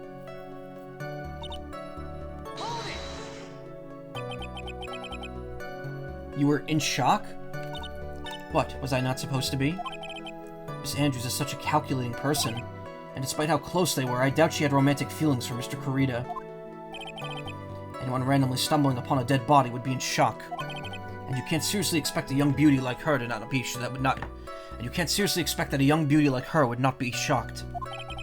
Somehow, I don't think beauty has anything to do with being shocked or not. I see.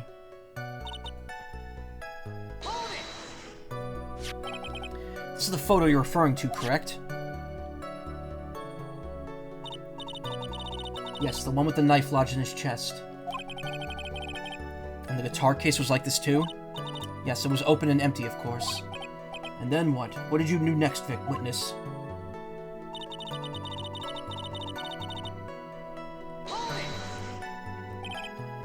Juice. Yes, there was a bottle of tomato juice on the table, so I helped myself. But you didn't drink any of it, did you? Huh? There were no lip marks left on this wine glass to suggest that anyone drank from it. I wasn't feeling terribly great, so I set the glass down without drinking it. Miss Andrews, I would like to confirm with you one more time. When you discovered the dead body of Mr. Juan Kurita, you were in great shock. And that's when you poured yourself the glass of juice, correct? And what of it? My mind really was a complete blank at the time. Your mind was a complete blank? I didn't think that was possible for you.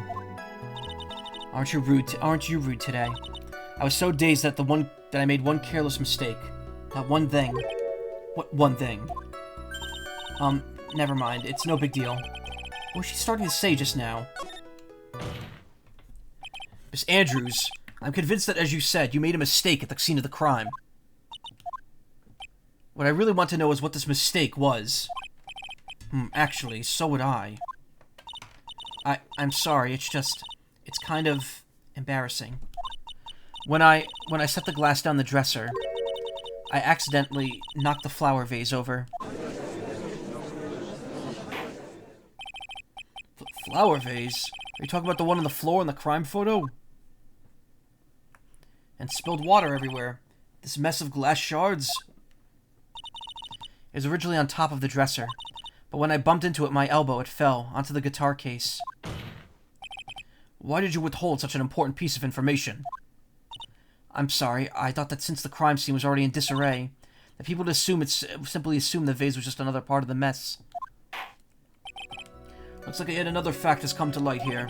Please add this and add anything else you have to reveal in your testimony. I'm sorry, but I have nothing more to add. I didn't touch anything else. I was the one who knocked the flower vase over where it fell onto the guitar case. She said the crime scene was exactly as it was.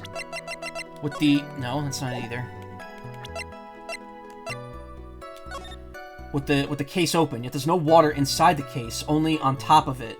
So if she knocked the vase over with the case open, why would the water be on top of the case? Some way but water, but only on the lid.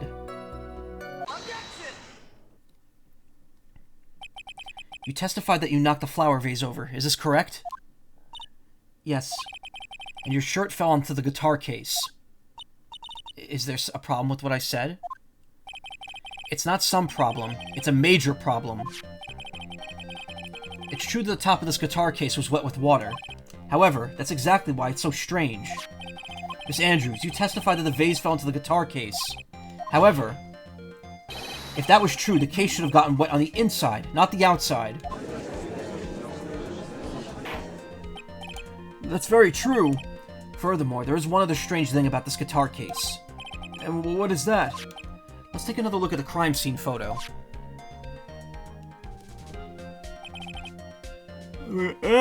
Excuse me. The remains of the vase are shattered on the floor. And what is wrong with that? If the guitar case was open when the vase fell, the glass shard should be inside, not outside the case. What is your point, Wright? That the case was closed over the time the vase was knocked over? Is that all? No, think back to what Miss Andrews just testified to. She said that other than the vase, she didn't touch anything else. Yes, that is right. She did implicitly say she didn't touch the guitar case. But the whole matter with the guitar case is a dead end. The bright red guitar was found in the studio. Has no bearing on this case at all. That may very well be. However, the empty guitar case does seem to have no relation to this case, doesn't it? It seems that there's no deeper meaning to the guitar case. Well, Mr. Wright, do you think we need to hear more details about it? The empty guitar case. I believe this is a crucial piece of this puzzle. I can't believe anyone would reach for straws like this, but it is you. I can't believe I'm doing this either. Alright, I'll follow along for now. Miss Andrews, please testify to the court about the guitar case. Yes, Your Honor. The guitar case. I don't remember too clearly because I was a bit dazed.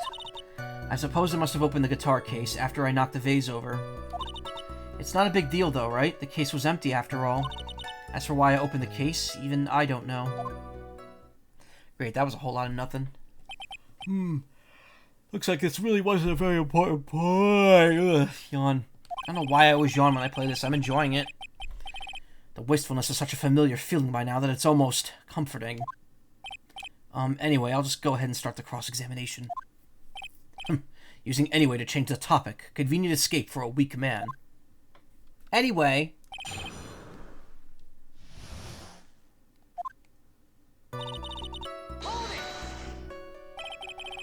During your testimony just now. Oh my god, I'm yawning again. Why am I yawning so much? I slept a ton this weekend. I'm always just tired now. It's very frustrating. Let me grab my drink now, actually. It's almost 1:30.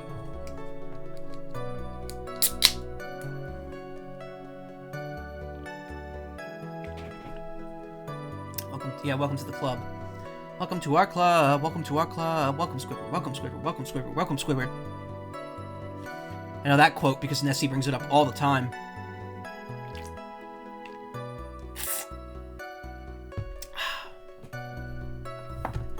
During your testimony just now, did you remember those events clearly in your mind? Well, you see. Are you sure you were the one who opened the guitar case? She's waiting for someone to tell her if she should answer or not. Sounds like her dependent side is taking over. Well, Miss Andrews? Yes, it was me.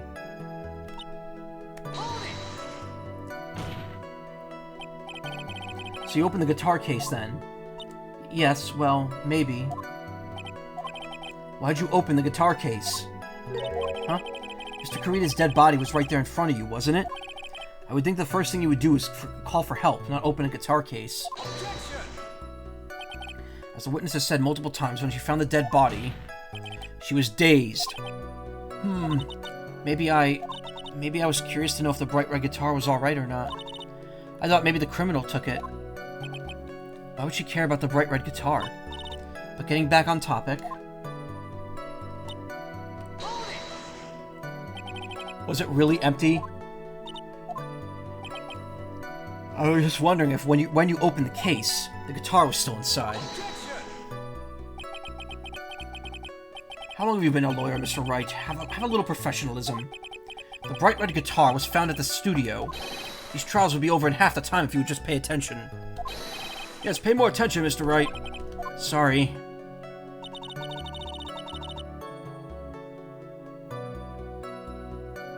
As for why I opened the case, even I don't know. That was because you were shocked and dazed at discovering the victim's body? Yes, that's probably it.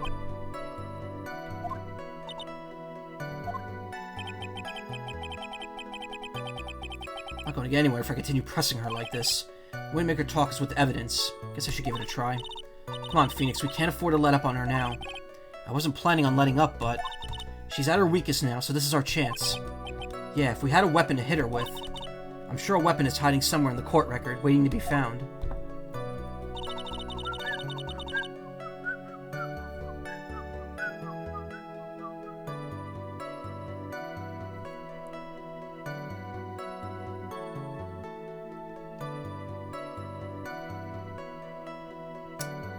I don't remember too clearly because I was a bit dazed. Okay, so we're at the beginning again. Shit.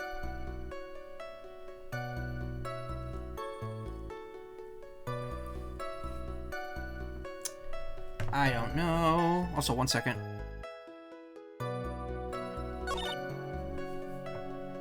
Let's open the guitar case after I knock the vase over. So that sounds right.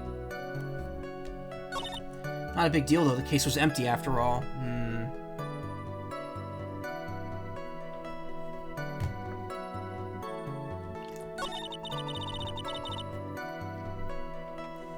So why open the case? Even I don't know.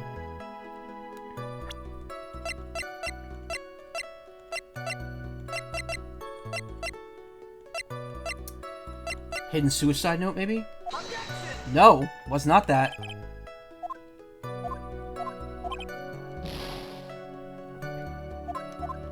Well, great. Now I'm down to 1 hit.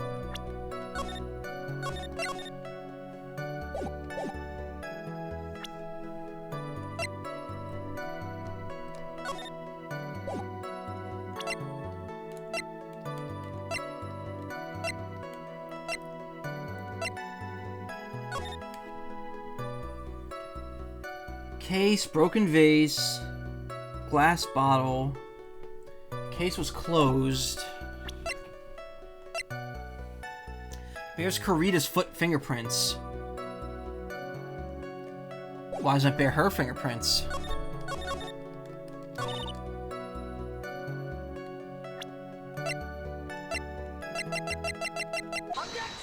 There we go.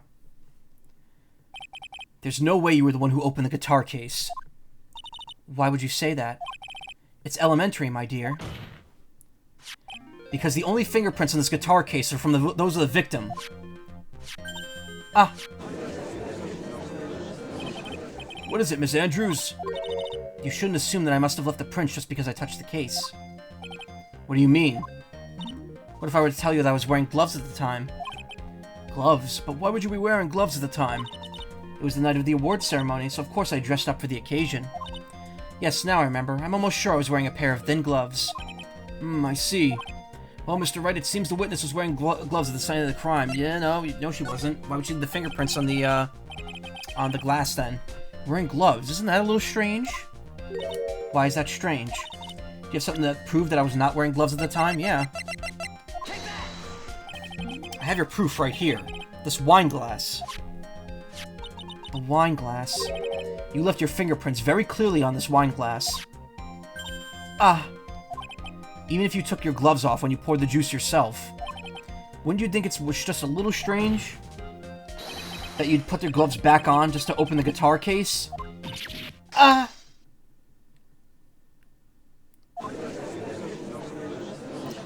Those were $100 glasses, you asshole.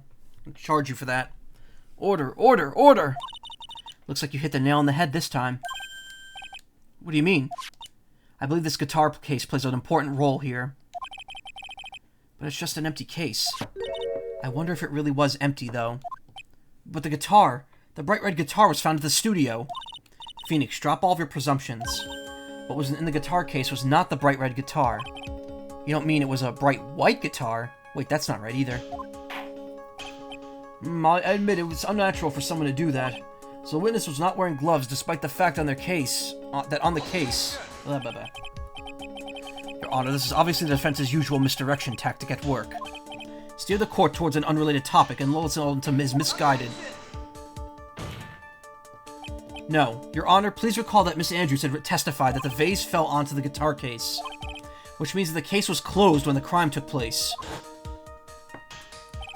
However, it was wide open in this photo of the crime scene.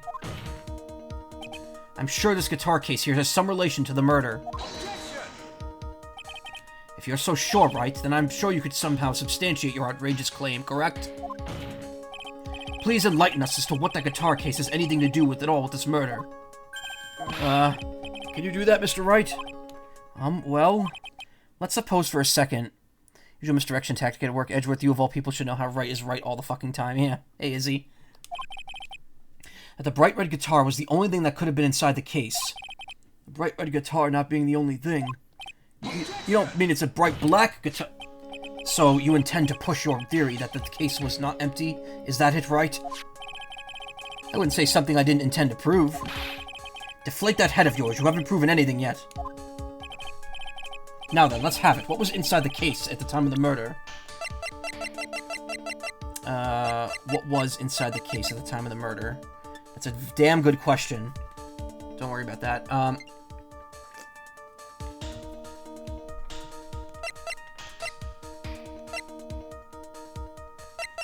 I mean, I'm assuming this is what she was looking for. Is this what I should be guessing it is, though?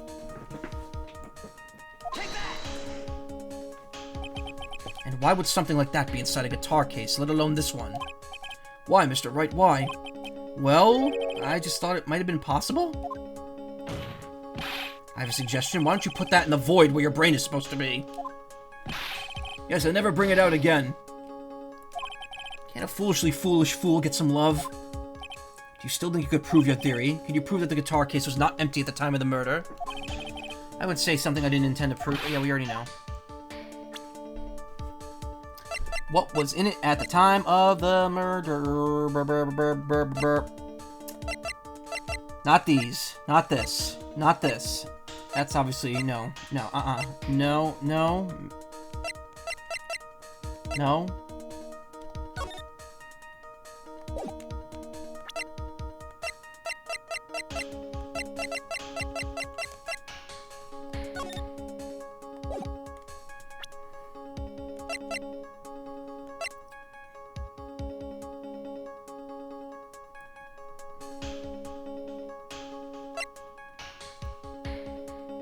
Huh. I have an idea, but I don't know know if I've had a...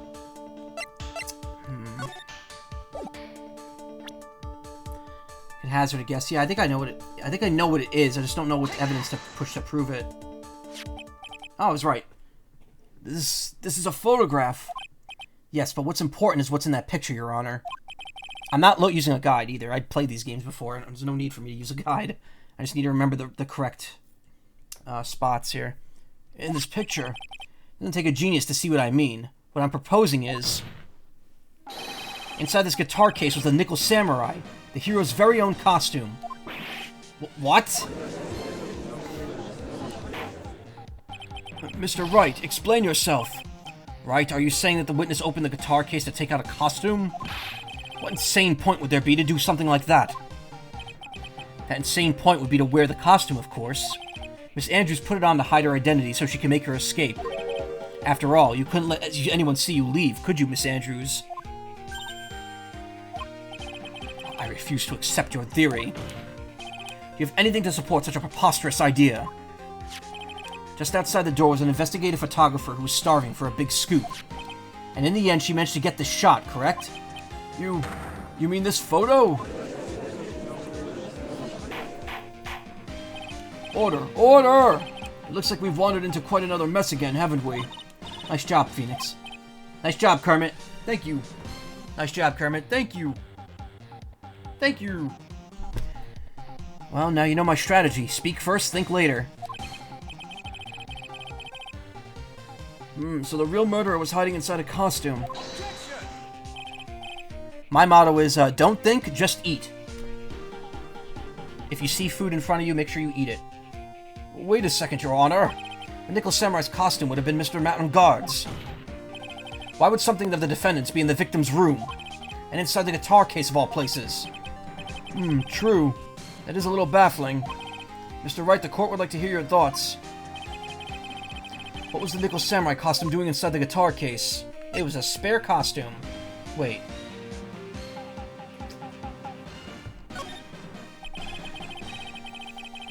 Mr. Engard did not take his costume off during the break period. In that case, the costume we were talking about was a spare one. What? And are you saying that on the night of the murder, there were 2 Nickel Samurai costumes at the Gatewater Hotel? Yes, that is what I'm saying. How do you explain the costume that was inside the guitar case? It wouldn't mean that the victim himself had brought this spare to the ceremony on purpose. But why? The victim, Mr. Kurita, was the Jammin Ninja. Why would he secretly bring the Nickel Samurai's spare costume with him? What could be the reason behind such a peculiar act? And therein lies the sticking point. What are you mumbling about to yourself just now? Have you been rambling all this time without any sense of inner monologue? Huh? No, I just... Mr. Wright, please explain yourself. Why do you think the victim had a spare Nickel Samurai costume? Phoenix, are you sure you can explain this one? Think carefully before you answer, and then answer with gusto. I believe in you. Alright, this is what I think.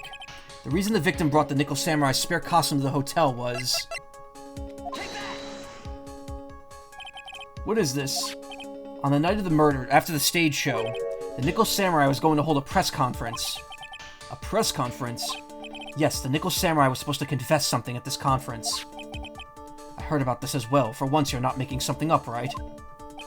But what struck me strange is that Mr. Engard himself said he had no idea he was supposed to be holding a press conference that night. But how can that be? The way I see it, that can only mean one thing. The conference was a setup. By none other than the victim, Mr. Juan Kurita himself. The victim? Yes. The spare Nickel Samurai costume was prepared for that very conference. Mr. Kurita was going to hold the press conference as the Nickel Samurai. He was going to dress up as the Nickel Samurai and hold a conference. But why would the victim do such a thing? That's something I don't quite know yet. However, what I am concerned with right now is what he intended to reveal to that conference. At that conference. The Nickel Samurai was going to confess something. And by confess, I'd wager he was going to reveal something about himself. Which means that Juan Kurita, posing as the Nickel Samurai, was going to speak about Matt Engard. Yes, I guess that's what that would mean. But if that's the case, that's not a confession, that's public disclosure. So it would be. Miss Andrews? I can see why you are pros at what you do. Pardon me? Yes, just as you say. The press conference was set up by Juan. Miss Andrews, please offer us an explanation for this. I was the one he asked to help set it up. And the person who prepared the second costume for him. That was also me. You? Juan had bet everything on the Jammin' Ninja this year. And if he lost the Grand Prix, he was going to make sure Matt was going down with him. That's what he thought, anyway. He was going to ruin him, huh? It looked like somehow Juan had in his hands a secret so powerful that would destroy Matt's acting career had it been revealed. What?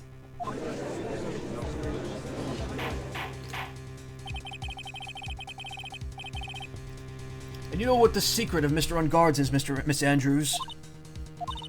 That's something only Juan knew. I don't know what it is. Ah, I see.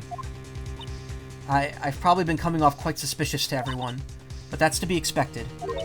I've been trying to protect Matt, after all. Protect Mr. Unguard? And yet again, another strange bit of truth comes to light, it seems. Miss Andrews, if you could please tell us the truth about your behavior. Yes, Your Honor, I understand. Protecting Matt. From the moment I saw the crime scene, I had a feeling that Matt was the murderer. Matt had to kill Juan no matter what, and he didn't have an alibi for what he was doing at the time of the murder. My thoughts were confirmed by the evidence, of course, but the button and the knife. But I'm Matt's manager, so I felt that I needed to protect him. This does account for everything. Well, I am the logical type. We're finally seeing her true self. She's more nervous than a scared rabbit. If the defense can find no fault with this testimony, I'm ready to make a ruling. Please keep that in mind as you cross-examine Mr. Wright. Looks like somehow everything has swung to the opposite end of the scale again. That just means I have to put my weight into this and turn her logic upside down.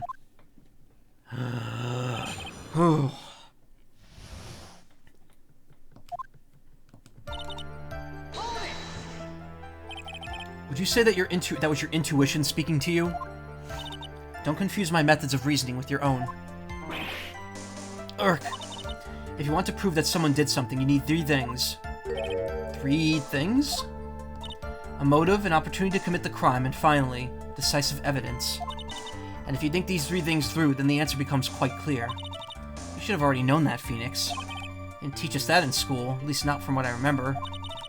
May I continue now? Where did you go to law school, Nick?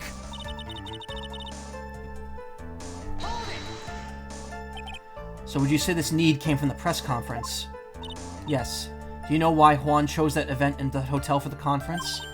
Because that was when he could cause the most damage to the public's beloved Matt Unguard. And you knew of this plan, didn't you, Miss Andrews? Yes, because I was the one who set up the conference and prepared the costume. But I'm sure Mr. Unguard himself didn't know anything about the press conference. Oh, really?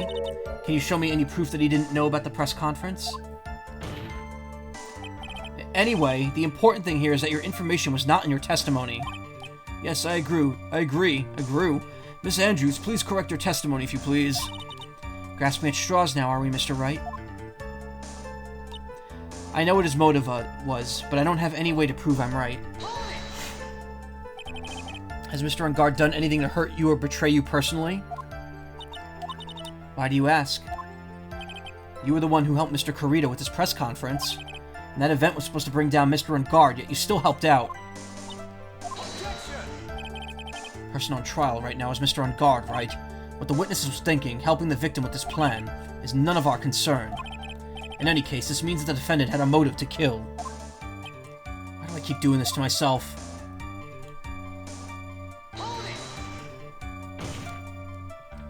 But didn't you already testify earlier that Mr. Unguard was taking a nap in his room?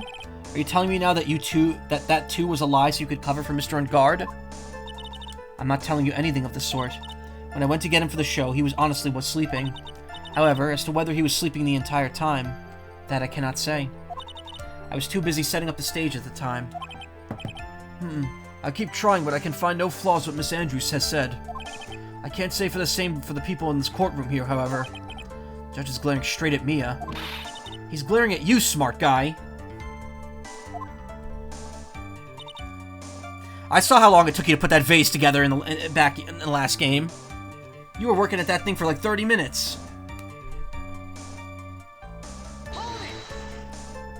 Remember that fucking part where I was presenting it for like 20 minutes straight? You can hardly call this knife decisive evidence.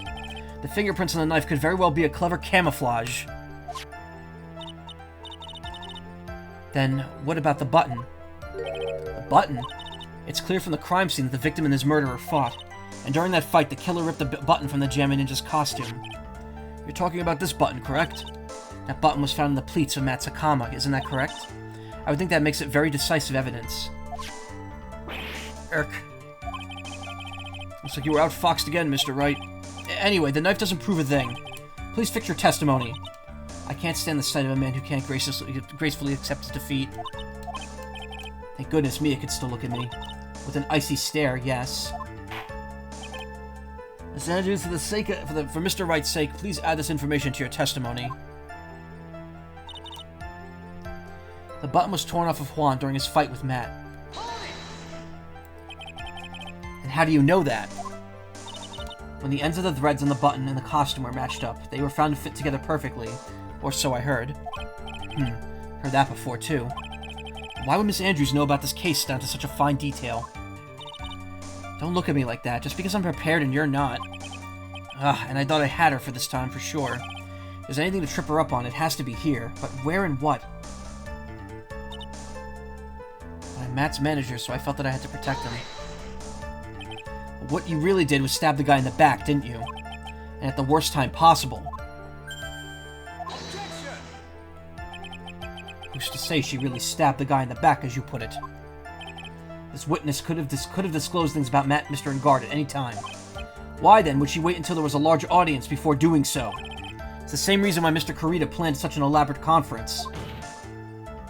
Miss Andrews wanted to cause Mr. Engard as much damage as she possibly could. This witness bears ill will towards the defendant. This isn't the Phoenix Wright Wax philosophical power hour. And please, stop slandering the witness. As I expected, Miss Andrews' testimony seems pretty solid. Really? Because to me it sounded like a little wishy-washy. Wishy-washy? Well, I guess I'll have to see if I can press a little more. You should know this by now, but you'll need strong, decisive evidence to make her talk. Got it, Chief. I'm going to pin this down. I'm going to pin you down this time, Miss Andrews.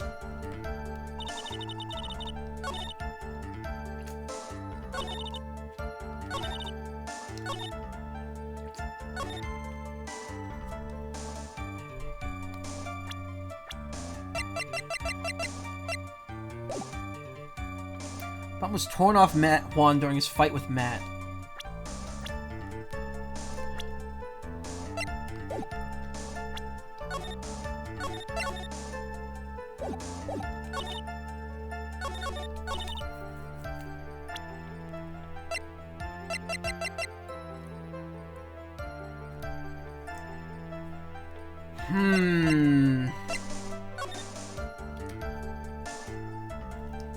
If it was torn off during his fight with Matt, then why is there blood on it? If the fight ended with him being stabbed, wouldn't the blood have just trickled down the costume instead? Again, shades of Rise from the Ashes here. But that's not the right choice, apparently.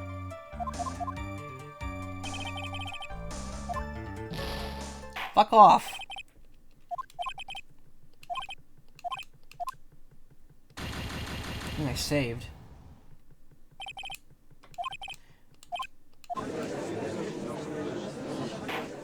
And Maya gets shot in the head. Sorry, Maya, we killed you.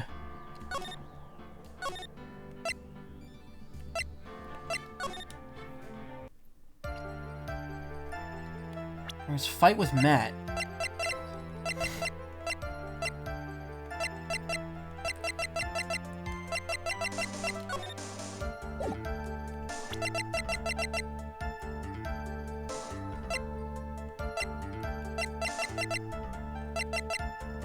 I think there's a crime photo.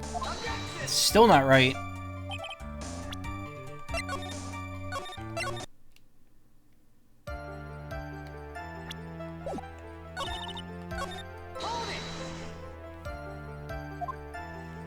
Buttons matched up. How does she know about all this? somewhere to get her. It's here. Okay.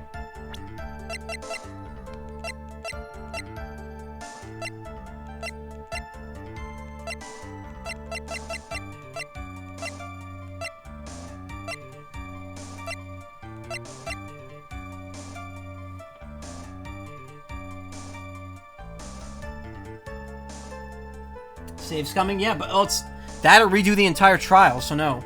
It's the autopsy report. It's gotta be. Because he was strangled first and then stabbed. So if he was stabbed afterwards, why would the button have been pulled off in a fight? And if the button was pulled off beforehand, there'd be no blood on it. This is the victim's autopsy report. It clearly states that the cause of death was strangulation by a scarf. Strangulation? The knife stab to the victim was done after the victim had already died. And what does that mean? Let's examine the evidence. This button has the victim's blood on it, which would mean that it was ripped off the costume. When? After the knife was stabbed into the victim. Exactly, which means it's impossible that this button was torn off during the victim's final struggle, because the victim was strangled to death in that fight. Ah. That's right, Miss Andrews. There's no way this button was ripped off during the struggle. This button was consciously pulled off the victim's already dead body. Or dying body. One or the other. Order! What is the meaning of... What is the meaning of this, Wright? So what if the button was torn off the body after the victim had already died? What does that change? Let me ask you one simple question, Mr. Edgeworth. Why was the button torn off? What purpose did that serve? What purpose? We now know this button was not torn off during the fight, so the murderer took the time and effort to purposely rip this from the victim's body. That would mean that the murderer had something else in mind, wouldn't it? Mr. Wright, does that mean you know what the murderer wanted to do with this button? What was it? To have a memento of the crime, to destroy evidence, to pin the crime on guard. There's only one logical reason for doing something like that. It was to pin the crime on Mr. Ungard. There's no way anyone would have put a bloody button in their own pants. That's right, Mr. Ungard was set up. By the real killer, of course. And the real murderer is... Well, Mr. Wright, who in the world is the real killer, then?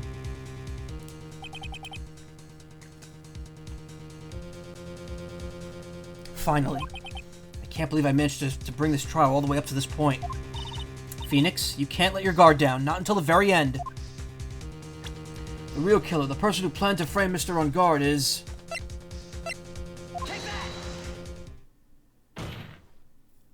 Miss Adrian Andrews. I choose you! You are Mr. Kurita's killer. What? Is that like purposely supposed to be a Pokemon reference there? Order! Mr. Wright, this is a very grave matter. Do you have any evidence that supports your charge? Any evidence? All of the evidence points to Miss Andrews. How preposterous. You can't stick any of that on me. I can't, can I? Would you care to test me? Then what about this knife? The knife was used to stab the victim after he had already been strangled to death. It was used to throw suspicion onto Mr. Ungard, naturally. A knife covered in the defendant's fingerprints could have only been taken from his room. And the only one who had dinner with him and knew which knife to take was you. It's 3 pairs of glasses she's broken now. But then... What about the button that was found in Matt's Hakama? This button was removed from the victim's body after he'd already died. The only person who could have done that were the person who found the body or the killer. However, if Mr. Ungard was the real killer, there's no way he would have put such incriminating evidence in his own Hakama. That's 4.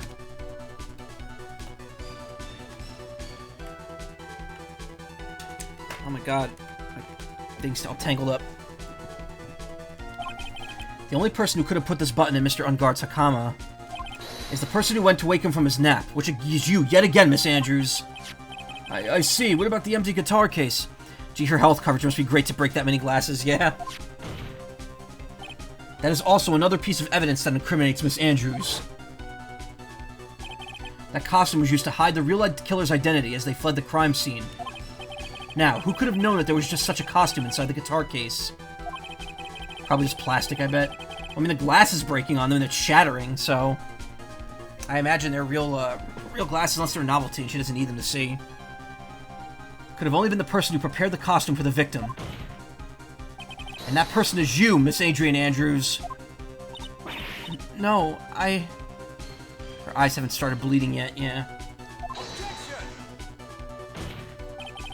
Miss Andrews' fingerprints were nowhere to be found on the guitar case.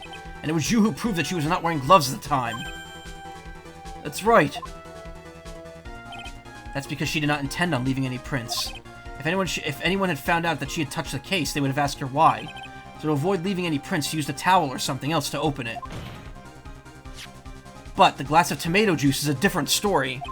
Miss Andrews purposely left her fingerprints on the glass to show that, yes, indeed, she was the classic dazed discoverer of a dead body. Ah, there's 5. And to top it all off, there's this photo. A photo of the killer as they exited the scene of the crime. No reasonable person on Earth can believe this nickel samurai is Mr. On Guard. He would have been much too short for his own costume if it was him. Speaking of how tall people are, Miss Andrews, you're also kind of short in stature, aren't you? Please, stop.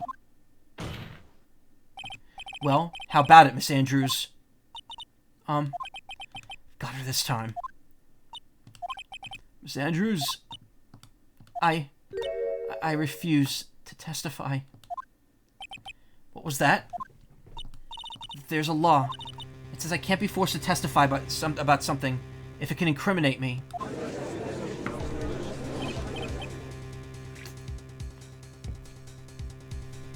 Well, yes. You are absolutely correct, Miss Andrews.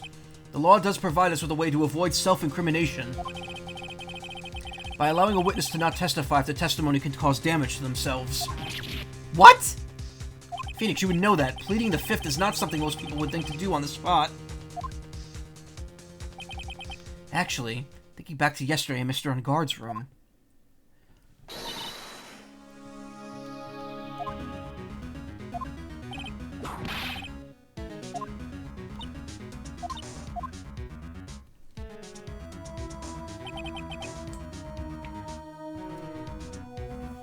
She's gonna play that card? No, she's gonna play a different card, don't worry.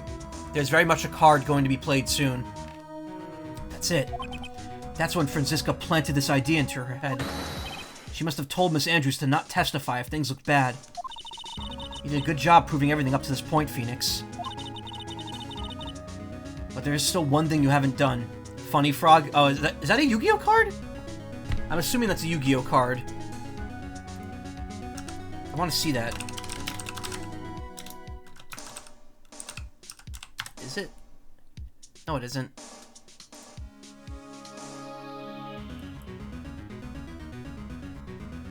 There's a frog archetype, but no. Oh, I thought you were making a reference there. There's Turn Toad from Performer Pal, though. Yeah.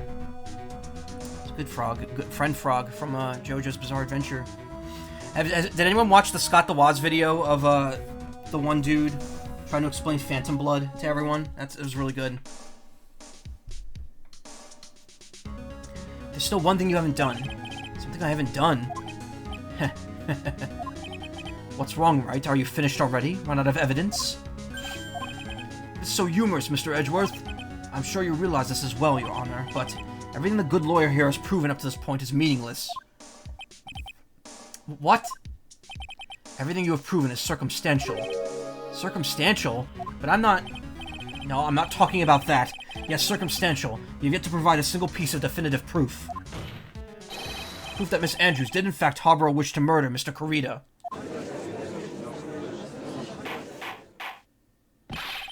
Miss Andrews, did you want to kill Mr. Kurita? I believe this may lead me to incriminating myself, so I will abstain from answering. Miss Andrews, if you do that, it would be the same as admitting your guilt, don't you think? Maybe so, or maybe not. There's nothing to prove it either way. Besides, you don't even know what crime I would be guilty of due to my silence. No, she's taking that defiant attitude again. Mia, what should we do? Somehow, we've landed in the worst possible situation. I think we've reached a certain conclusion at this point in time. Miss Andrews has refused to testify. and the defense's theory that she's the actual murderer has not been fully substantiated with solid, definitive proof. But that's not true! In this situation, there's only one thing this court can do, and that is declare a recess. Recess? I request that both the prosecution and the defense look further into this matter, and at tomorrow's trial...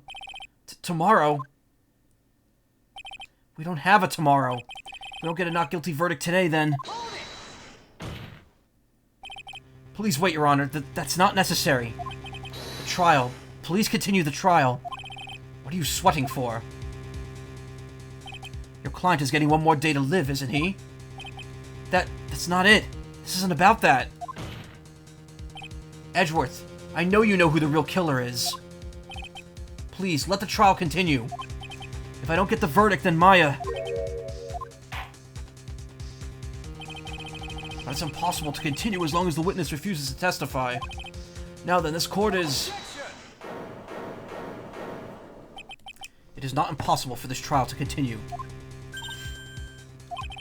Mr. Edgeworth, what do you... It's true that Miss Andrews holds the right against self-incrimination. However, if the topic of conversation were something unrelated to be whatever she is guilty of, then she has no right to withhold testimony. Yes, that is very true, but... Actually, there is one little thing I'm curious about. Miss Andrews, when you found the victim's dead body, you poured yourself a glass of juice. Yes, and? I can't help but think how unnatural that is. Usually when one finds a body, they are shaken up, not stirring a glass of juice. Very good Bond reference there, Edgeworth. So my actions were unusual, but I've already... Before you speak, I want you to state that if you have a reason behind your actions, I would like you to testify to that effect. Testify? Your Honor, I would like to request that the witness testify again as to what happened when she first discovered the victim's body. Whatever we find out in this testimony should in no way implicate the witness. I don't know what it is about Edgeworth today, but I can't get a good read off of him. Is he friend or foe? I just don't know. The court acknowledges the prosecution's request. Miss Andrews, if you please...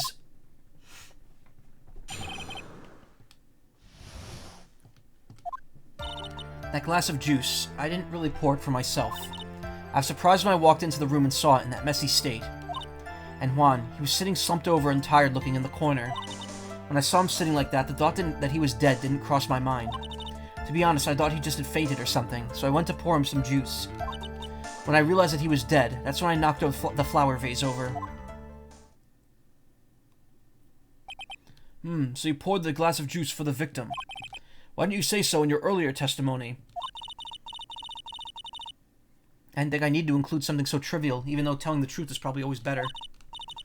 Phoenix, please be careful here. If you can't find anything wrong with this testimony, there's nothing left. I know. Edgeworth, what in the heck is going on in that brain of yours? Now then, Mr. Wright, you may begin your cross-examination. When I found the body...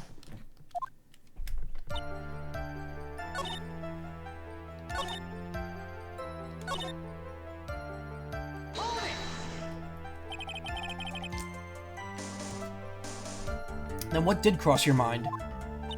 I thought maybe he had smashed everything up in anger because he lost the Grand Prix. And then felt tired after his rampage, so he decided to take a nap. Anyways, that's what I thought. I see, so you didn't think he was dead at all.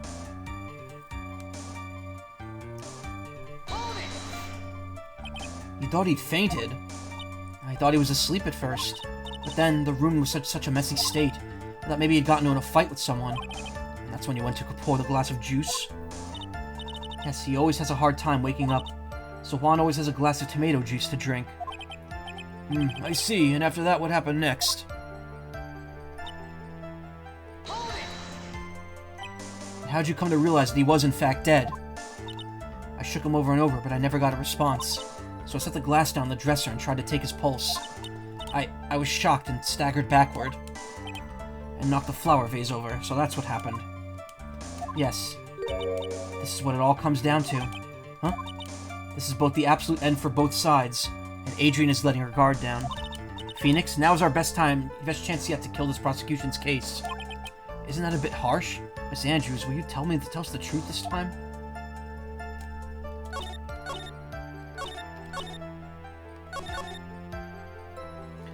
I mean, I know what to present here. I just need to make sure I'm on the right statement. You asked, I thought he just fainted or something. So, if he just... Why would someone who's just fainted have a knife sticking out of his chest?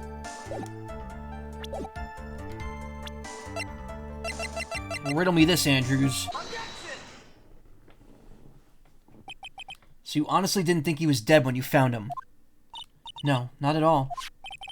Even though this is what you saw when you discovered the body?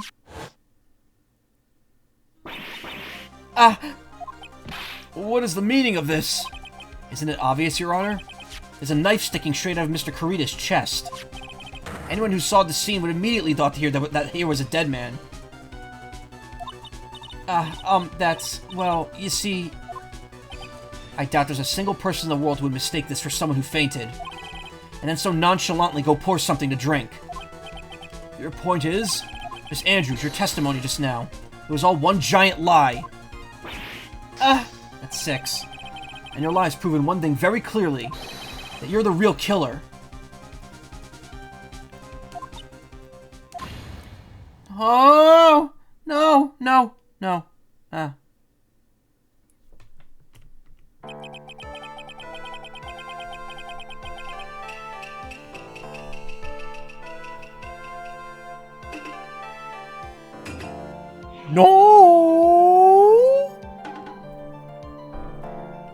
Looks like somehow the defense has somehow... It looks like the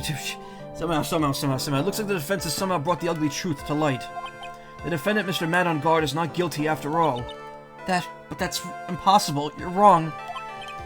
Miss Andrews, try to have some composure. It wasn't me. It wasn't me, I tell you. It was Matt, I swear it. He's the one who killed Juan. But you're the one who refused to testify. And your reason for not doing so is that you might end up incriminating yourself. That's because... Miss Andrews, I will give you one last chance. What exactly are you hiding that may incriminate you? I refuse to testify.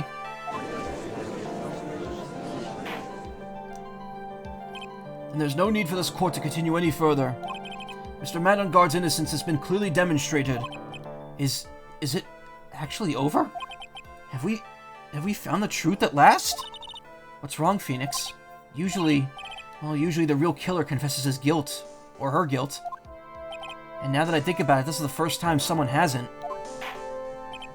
Now then, I would like to hand down my verdict for Mr. Matt on guard.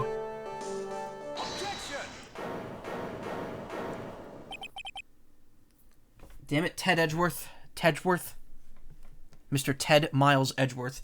Again, he's like the opposite of Tails. Miles is his middle name in quotation mark. His first name's Ted. No, it's not. I'm just making that up. Mitsurugi. Reiji Mitsurugi. How do I remember that name? I don't know. Your Honor, the prosecution feels it would be premature to pass down a verdict at this time. What? The reason is quite simple. This witness has yet to speak the absolute real truth. The absolute real truth? What are you... Witness, don't you understand yet? Huh? I don't know who planted this silly idea in your head, but as long as you protect yourself through silence, Matt on guard will go free, and in his place, you will become the guilty party. That's a lie. I don't believe you. What? I was told if I spoke that it would be all over, and Matt would never be declared guilty. What in the world is she talking about? Has she lost it? Is she stupid? I can't speak about it. I'm too scared. It's Franziska von Karma. Huh? Don't you remember, Phoenix? Miss Andrews lives by gripping tightly onto the words of another. Because she doesn't have the strength to believe in herself. Then right now, Miss Andrews is... Yesterday, she was tossed a lifesaver by Miss von Karma. Don't say a word no matter what happens. If you do, Matt and guard will be acquitted. Miss Andrews undyingly believes in those words right now and is clinging to them. Then what should we do? This is the first time I've ever come across anything like this. Miss Andrews has to be the killer, right? All we have to do now is get our not guilty. That's my only priority. It wasn't me. I'm begging you, please believe me. I didn't kill Juan. Help. Please, someone. Help me. Mr. Wright? Yes, Your Honor. court can't continue on like this, therefore I'd like to hear what you intend to do. I intend to do? What am I supposed to say? What am I supposed to do? Right, I suggest you think very carefully about this. Think about what this witness did and what she did not do. And think about the real mastermind behind this crime. Who's the real mastermind? Isn't that obvious? There's no one else it could be except the woman crying over there, right? Come on, Wright. What will you do? What kind of man are you, Mr. Phoenix Wright? Request not guilty verdict. Force Andrews to testify. I have to win a complete acquittal today. There's no way around that. But I can't bring myself to do it like this. Not when she's making a face like that. Miss Andrews, I would like to know what you're really hiding. Mr. Wright, are you sure you know what you're doing? Sure, Mr. Ungard would get an acquittal, but in this place you would be found guilty. Is this really how you want this trial to end? Be quiet. How dare you? You're trying to trick me. That's enough. I commend you for trying, Mr. Edgeworth. However, it's clear the defense's theory is the truth. You're wrong.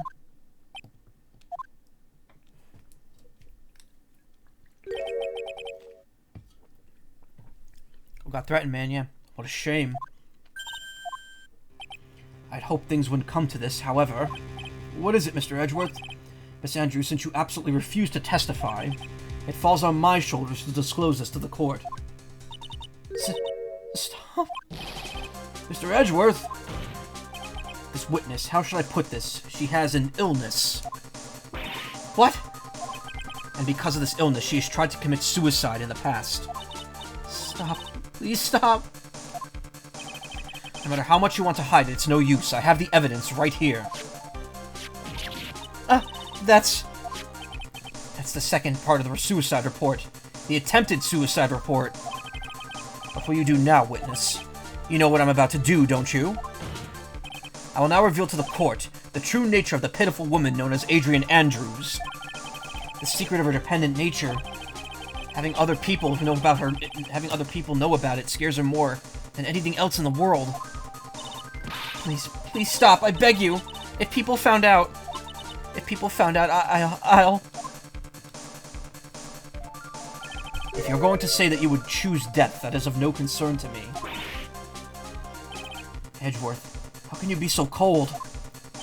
However, before you die, I'll pull the truth from your still breathing lips. No matter what I have to do. So, will you tell the court or shall I? Either is fine with me. I'll talk, but please, help me. Nothing matters anymore.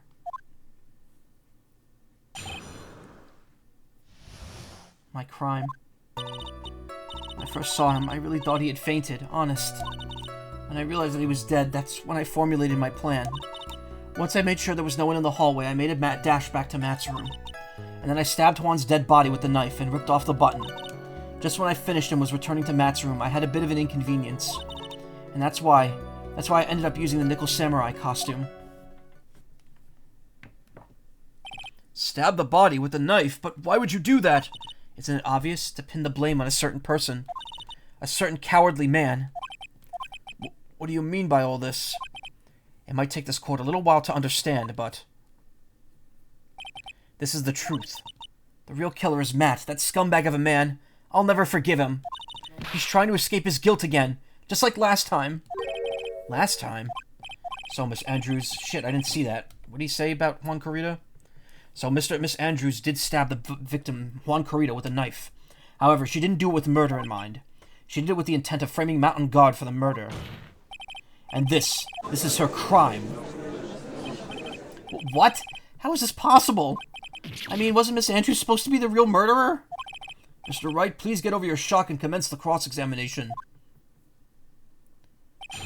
Just we're gonna have to cope, seethe, and mauled over this.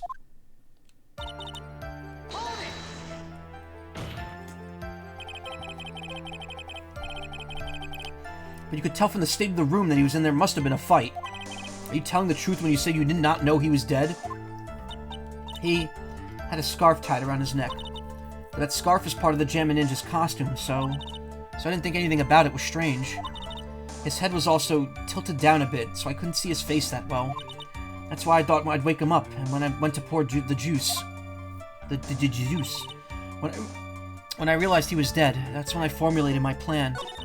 Once I made sure there was no one in the hallway, I made a dash... Oh wait, what am I doing? Not... What is this plan you had? I knew right away the murderer was Matt. I knew because Juan, who was going to expose Matt's weak point to the world. So Matt did this to stop Juan and silence him for good. That's when I thought I should forge some evidence and pin this crime on Matt.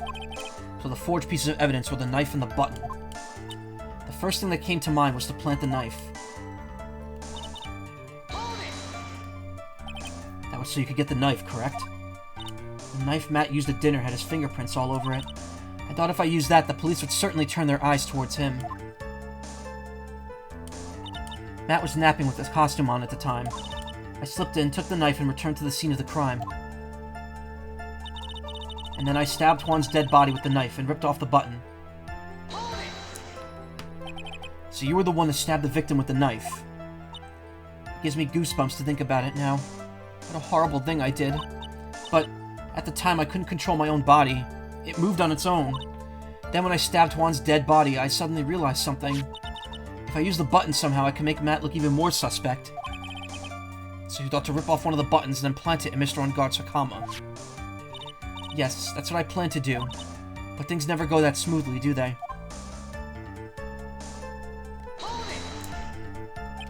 An inconvenience? There was a woman with a camera at the ready, loitering in the hallway. I'm willing to bet my spikes it was Lotta. There was also a woman with a ray gun at the ready, pacing back and forth. That's Miss Oldbag for you. I had already been caught and made into a big scoop for a certain weekly tabloid once, so I couldn't very well go out looking like myself and get caught again.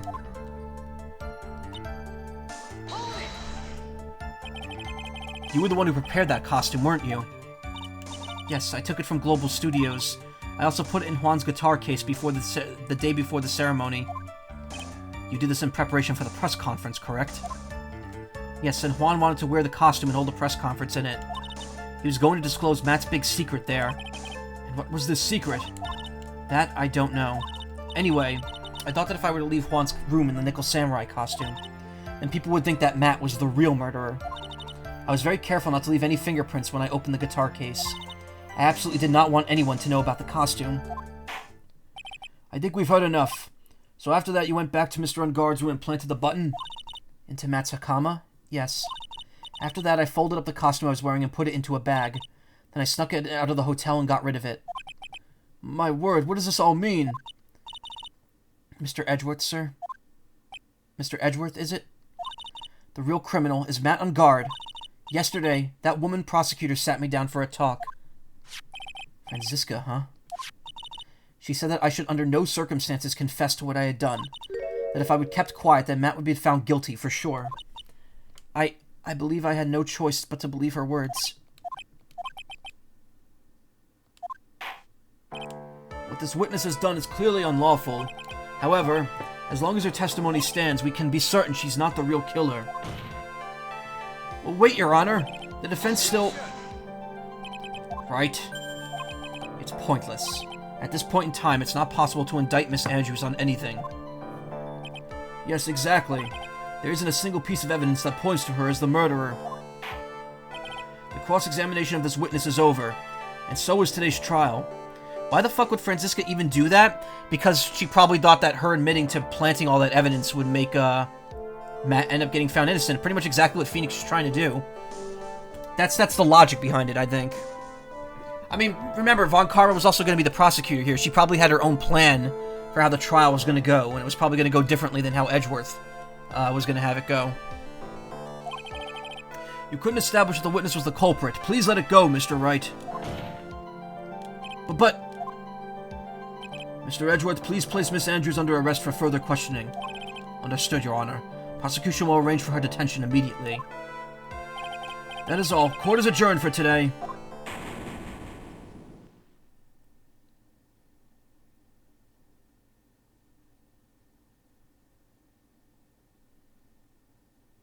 The chair. New sprite for Phoenix. Today's trial, it's over, and I didn't win an acquittal. Witness, would you mind if I asked you something? Edgeworth? What is it? Before you leave court today, I wondered if I might look at one thing. The card in your hand, it's had my interest for quite some time now. What exactly is it? Oh, this? Mr. Wright also asked about this. There's the card I told you that was going to be played. Although I don't remember it at the time you asked me about it, Mr. Wright. I remember just now. I found this in the room on that day. The room? Starring Tommy Wiseau? That day? Yes. I found the card when I discovered Juan's body. It was lying right there next to him. You found the card next to the victim's body? I suppose I must have unconsciously slipped it into my pocket. But it's not as if this card has any relevance to Juan's murder, right? Yeah, I guess not, but it's still a strange card if you ask me. Yeah, why didn't she bring this up during the testimony? Well, I guess she didn't remember it, but... Fucking...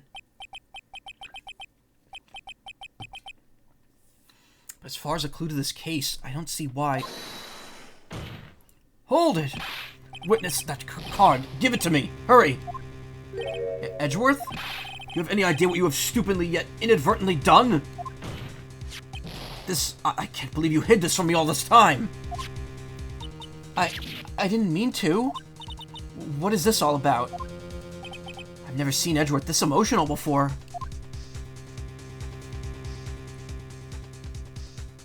That card. What in the world is it, and what does it mean?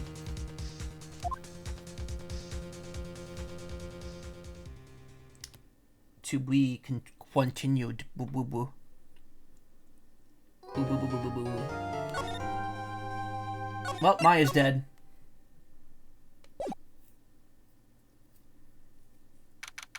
March 22nd, 5:24 p.m. Wright and Co-Law offices. Mystic Maya. Mystic Maya. There, Pearls.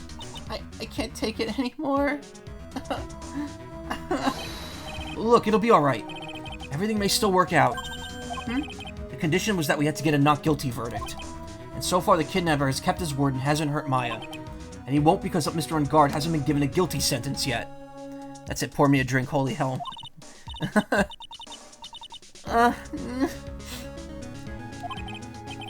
Cheer up, we don't have time to stand around crying. We have to get going.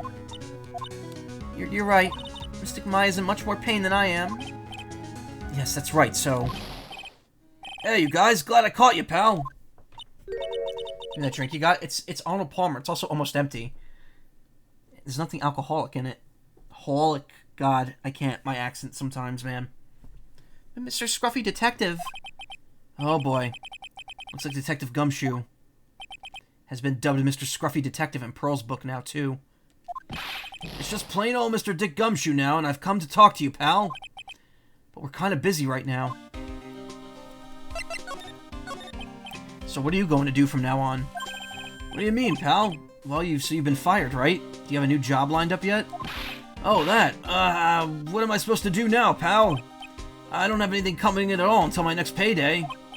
What are you talking about? You don't have another payday. I guess that means I'm just gonna have to work here at your place, pal. Say what? You'll be searching for things that will prove Mr. Ungard's innocence all day, right? Well, yeah, it's also almost 5 p.m., so it's almost 6 p.m., so the day's over. So yeah, I'm gonna help you, pal. I've got lots of experience in investigating and watching over people's places. And I'm great at making really simple meals, pal. I'll take care of it all. Come on, Mr. Nick, let's let Mr. Scruffy Detective take care of things. Okay. By the way, what's your best dish? Instant noodles, pal. Why am I surrounded by people who only eat cheap, unhealthy foods? Employ him, he's very nice. The first time I've ever seen Mr. Edgeworth act like that. Never thought he'd say something like he didn't care if Miss Andrews killed herself. He said that? That's horrible.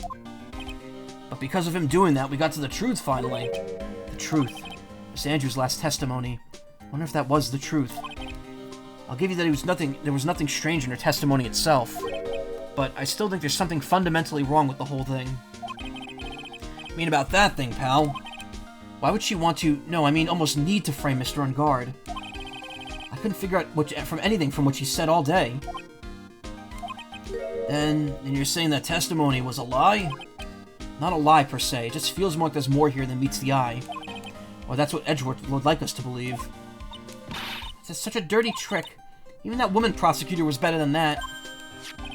Franziska von Karma.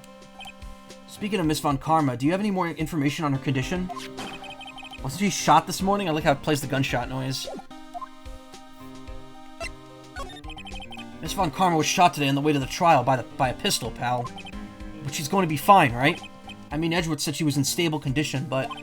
Well, she was shot in the shoulder, so she's okay and still hanging in there. They should be done taking the bullet out, so she's probably resting at the hospital. Which one? What? Are you going to visit her, pal? No, I was kind of thinking about it. Hey, you've actually got a heart, don't you? She looked like she was being tortured to death not being able to go to trial today. Maybe it'd be good for her to let you, if you went and let her whip you for a bit, pal. Let's go let her whip us, Mr. Nick. Now I'm definitely not going. Let's see, the name of the hospital. Oh yeah, the Hottie Clinic. That name sends a chill down my spine. Well, I guess it can't hurt to stop by and say hi.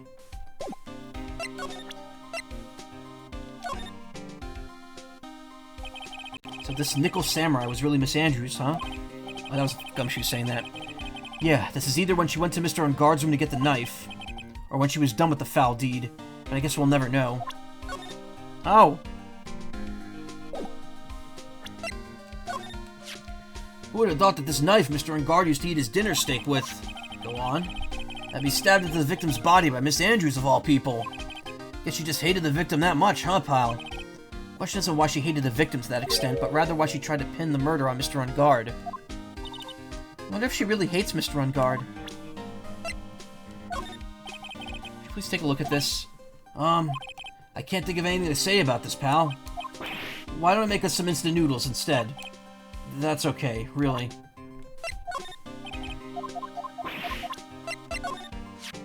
When I saw that button, I thought to myself, this is gonna prove Mr. On Guard guilty. But it looks like there was a lot more to it than I thought, huh, pal? You're a pro, you should know better than to say something like that.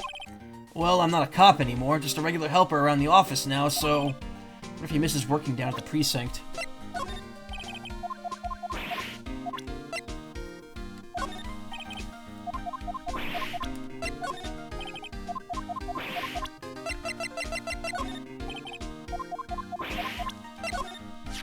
Look, it's my attorney's badge. Oh, it's a little tarnished, don't you think, pal? Don't worry, I'll make it all sparkly shiny again. I'm really touched. Have you heard anything from the kidnapper? No, not yet. I'm sure once he hears about what happened at the trial today, he'll call, pal. But remember, you can't provoke him when you get to talk to him.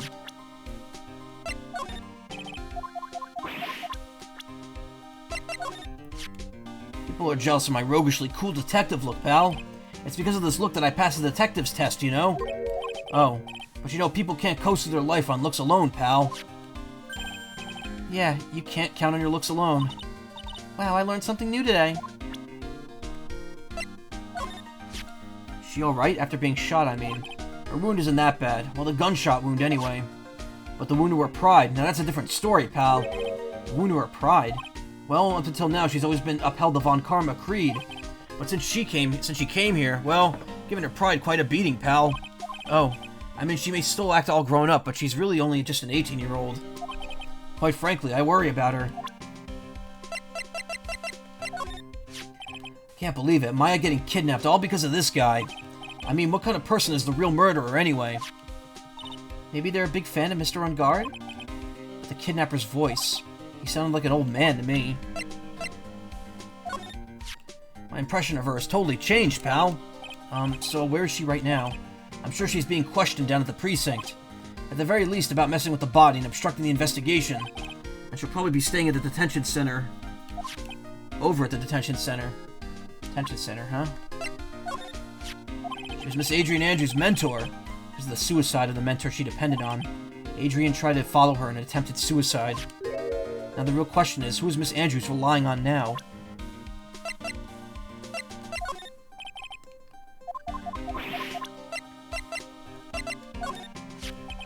That's the first time I've seen that side of Mr. Edgeworth, pal.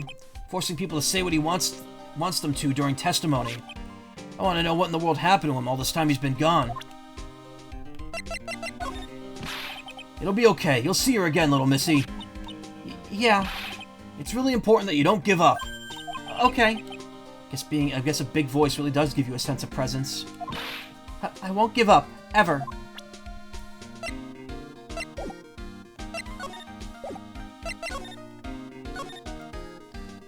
This is the Nickel Samurai, right?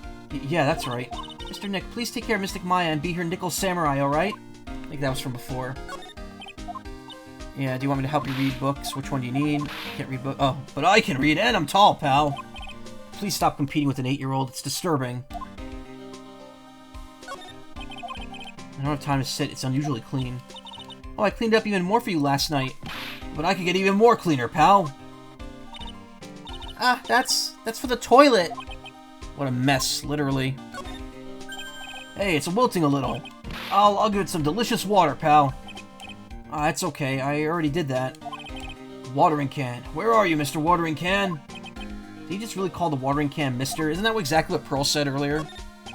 There's a giant building just outside the windows. Gatewater, actually, crime happened. Yeah, Gatewater Imperial. Just how far are they going to expand their empire? Blah, boo-doo-bee, doo, doop, deep, dop, doop, doop. March 22nd, Detention Center, Visitor's Room. From what the guard told me, it sounds like along with Mr. Guard, Miss Andrews is also being detained here. Then we should talk with them since we're here. Yeah, but both of them are still in questioning. We don't have time to waste. Yeah, visiting hours are almost over. Yeah, if I'm not mistaken, there's a point where you get to, like, choose which one you talk to here instead.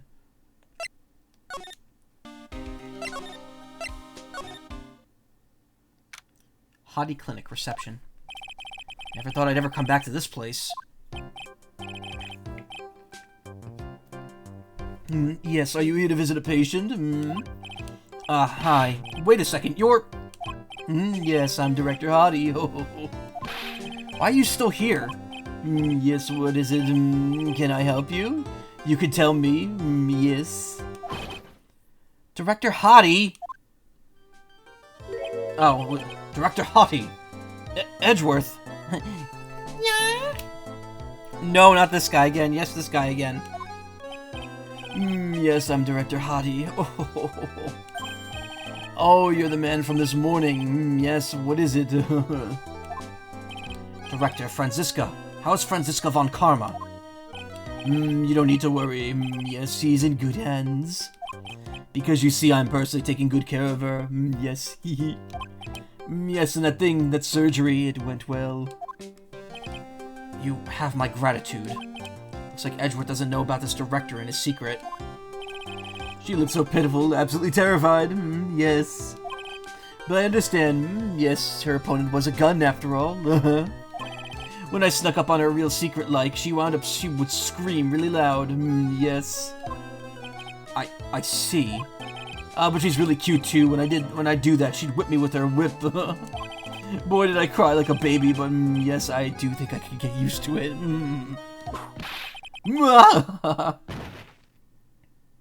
Look, she's fine. Go back to your room. You're so mean. So mean, my frisky Friska. That's good to... okay, I am... yes, it's time for my ID drops. Yes. And what are those tulips doing in your hands, Mr. Phoenix Wright? Ah, I knew I shouldn't have come here. Did you buy flowers for her, really? I wonder where that door that way leads to. Well, that's the x-ray room, yes. How did you know what I was thinking? Why is he still here? Patient's undergoing rehab. Wasn't the patient sitting in the same spot the last time I came to visit? Doesn't look like they moved any closer to the reception desk, huh? Is this clinic really doing anything? Is that patient really getting any better? Hey, don't just cut into my monologue like that. I'm explaining things here. Sorry. Yes, most sorry. Yes. Must be the waiting area. It's got the feeling of one of those, and there's sofas lined up. But I don't see all that many patients. Yes, well, visiting hours are over, that's why. It's time for nightly consultations to begin. Mine, that is. Is there anyone keeping an eye on this guy? Maybe an asshat, but even she doesn't deserve to get shot. No one deserves that, yeah. That's such a creep. He's leaking the Phoenix's thoughts. Yep. It's the clinic's reception desk, but it doesn't look like there's anyone at the counter. On the walls, this one's word to the wise. Put your best foot forward. Putting this up at a general clinic doesn't really seem like much, does it?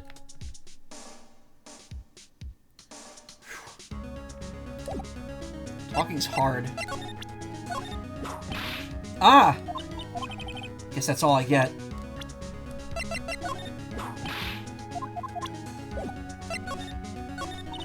I was shot in the front of the courthouse, right in my right shoulder. But it's no big deal. Sort of thing happens all the time. I even had full intentions of running the trial this morning. But that would have been too much for you.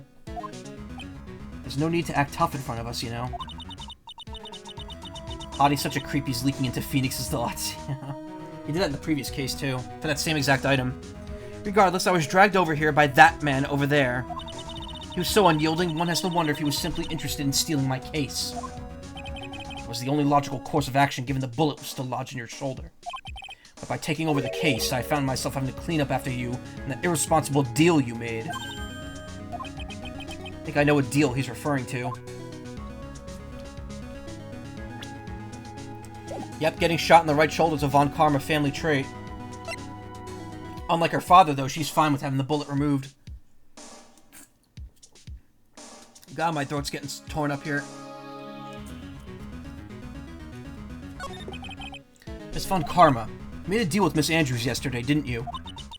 I don't know what you mean. In order to make sure you got your guilty verdict on Mr. Ungard, you told Miss Andrews to not testify in court today. I don't know what you're talking about. Do you have proof that I made such a deal? You're denying it? Looks like you were lucky, Mr. Phoenix Wright. If I had been in court today, this trial would already be over. All while hiding Miss Andrews' own crime. That isn't my problem, whether she had tampered with evidence or not. I have only one objective, to find Ungard guilty of murder. The end justifies the means, Mr. Phoenix Wright. The end justifies the means. Ooh. Get ready for that quote, get ready for that line to come up in a future game. Far, far from now. There's an entire case that, revolves around that phrase. Miss Von Karma, Adrian Andrews believed you when you said, if you don't tell what the truth of what really happened, then Ungard would be found guilty. And what does that have to do with me? Because of that, she's now in danger of being found guilty herself. All because she believed in your words until the very end. That still has nothing to do with me. She's just a weak person, that's all. But you had to know she was... Ow! I think visiting hours here are about over. So if you'll excuse me. What's wrong? Why'd she suddenly cut you off? Probably because she thinks I had an advantage in that argument. Edgeworth. What happened today at the trial, Edgeworth? That was not like you at all. Bitch. I mean, I know you knew about Miss Andrews' condition. You could have made her testify as many times as you wanted, but to go that far? Ah, but she wouldn't testify about that until I said something. Listen, Wright, the courtroom is a garden of judgment. I'm putting myself on the line when I stand in there. And that's why I made the witness do the same. It's only natural. By the way, Edgeworth, you were really angry in court today. That's a rare for you.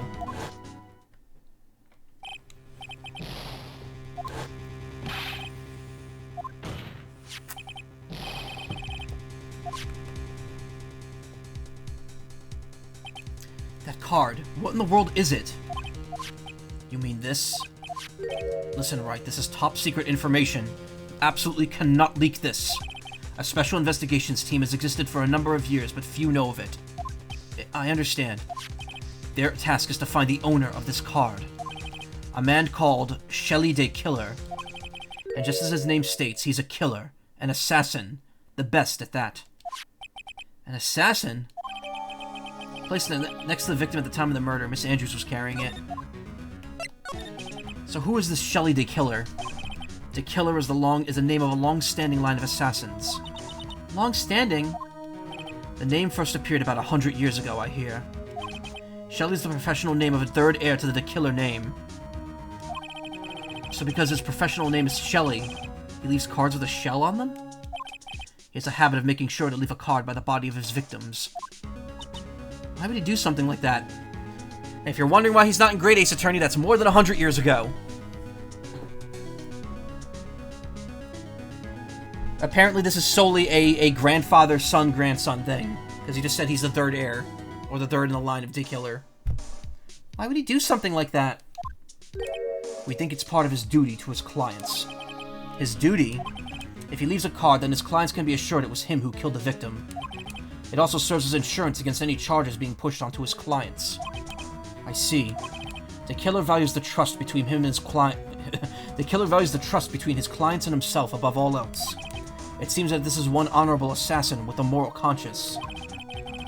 Excuse me. Guess that even honorable assassins can exist.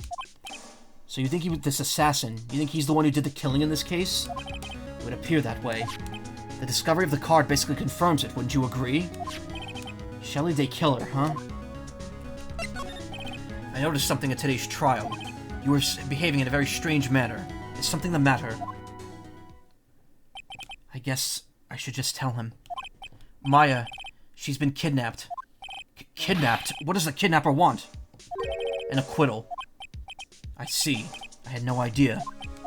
I will prepare a rescue team as soon as possible and resolve this by tomorrow. Really? Did you hear that, Mr. Nick? Mr. Edgeworth is going to... Stop trying to console me, Edgeworth. I don't need your pity. Mr. Nick? There's no way you could find her. We don't even have a single lead to go on. There's only one way to save her. I have to get an acquittal somehow. It's the only way. Right. Listen, you need to know something. Juan Corrida was killed by Shelley Day Killer. And the client who ordered the job is Matt Ungard, your own client. Please stop. I can't listen to you. I can't believe that. I see. Well, if you want to continue your investigation, you'll need this. What is it? The hotel right now is restricted to police personnel only, as we are looking for any clues that might lead us to Shelley Day Killer. But if you take this with you to the hotel, I'm sure they'll let you enter. Received from Edgeworth allows bearer to freely investigate the crime scene. In any case, I must attend to the preparations for Mayu's rescue team. Sweet, Mayu's rescue team. Oh man, I love that game. You know, it's funny too, because I think this game came out in America like right after Red and Blue Rescue Team did, I think. Blue Rescue Team. Maya Rescue Team. This was released here in September 18th, 2006. I don't know why I'm looking this up. This is really stupid. And this was released here January 2007. So it was released like months after the Pokemon Mystery Dungeon came out. What the fuck is even happening before you flip? Well, look. We'll figure it out, don't worry. We'll meet again, if anything should happen. Now, if you'll excuse me. Fades out. Mr. Nick? Do you think Mr. Ungard hired an assassin? No way. I mean, he doesn't have a psyche lock. Yeah, I guess not. He said he didn't kill anyone, and he meant it. Maya, please, all I ask is that you make it home safe and sound. So speaking of fade-outs, new season of Rick and Morty started tonight, and you cannot tell that half that cast has different voice actors now. They sound exactly like him, meaning that just like everything else he contributed, Justin Roiland is easily replaceable. Show is still stupid as fuck, though, but there was a joke at the very end regarding characters fading out on scene, and I got a good laugh out of it. I still watch that show. I pulled out to my watching at 11 p.m. on a Sunday. Speaking of Walking Dead, I was watching Walking Dead too, and that had a pretty decent twist. Yeah, Walking Dead still exists, by the way. There's spin-off shows now. Oh my god, that franchise. Why am I like this? Why do I obsessively watch shit that like got old years ago? It's really weird to me. It's like bad. It's like the fancy dessert versus junk food argument. I just watch it to watch it. I'll get a couple laughs out of it, and it's something to do.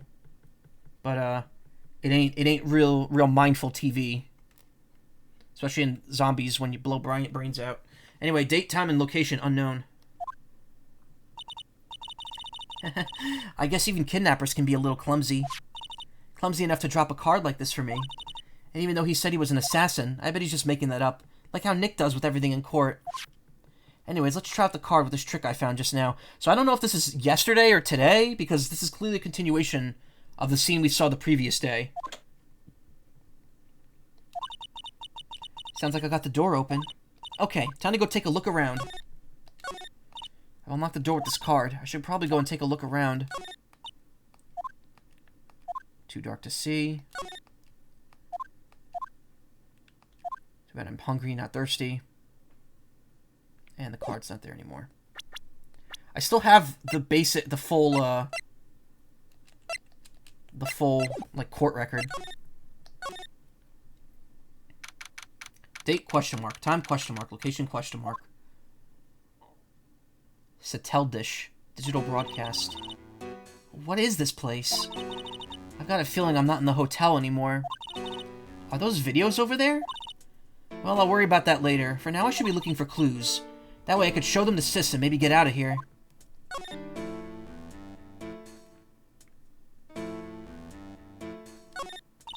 That's weird. What's a figurine like this doing on a sofa in a place like this?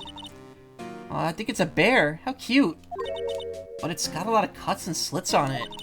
I wonder if it's some kind of puzzle or something.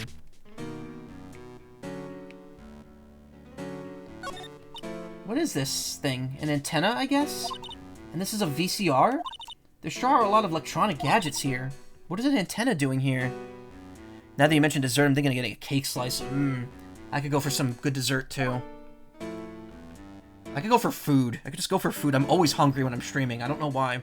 But I don't want to eat while I'm playing a game like this, because I can't talk and play the game. I have to talk to play the game.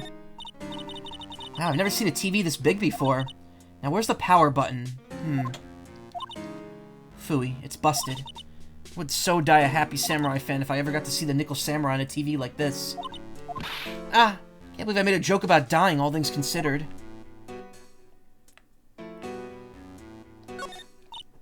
It's so dark in here that I could barely see, but these kind of feel like videotapes. All of them. Just what kind of room is this?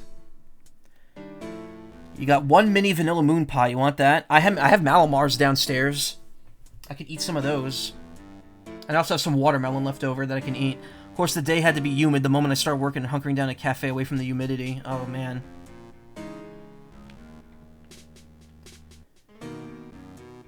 It's gotten cool here now. It's no longer even the slightest bit like shorts weather, though I'm still wearing shorts, which makes it funny. High here is no longer even reaching the 70s. We're officially in like 50 degree to 60 degree range. In old New Jersey. Locked, of course. And it doesn't look like I'd use this car to open this door either.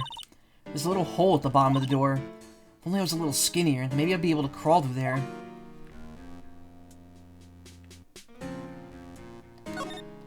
Oh, hey, it's a computer. I've never really used one before. I have no idea what this power switch on this thing is. Drat, there goes my plan to use this to somehow get out of here. Still hovering 71 to 60 something there. I mean, it's high 60s here at the hottest, so it's not too off from where you are. But you also live in a more like mountainous region than I do. I live more out from the mountain. Though I don't know. It's definitely colder up in New York right now than it is in New Jersey because New York is a more mountainous state. There's a framed picture sitting on this coffee table. It's a picture of a woman. She's kind of pretty. We know who that is. Hey, looks like there's something written here. Let's see. I think it says, "With love, Celeste." So why is that here? Bet this could be a clue. Oh, this simply will not do. I cannot have you wandering around at will. Ah! It seems that your Mr. Wright is truly concerned about you. He is? For now, I would suggest you remain cooperative. If you cannot help, there are ways in which I can help you. Ways? You mean... Dead men tell no tales, is that how the saying goes, correct? Dead? I'm almost certain I told you on our first meeting. I am an assassin. No way, you're lying. I mean, an assassin? People are not always who they appear to be.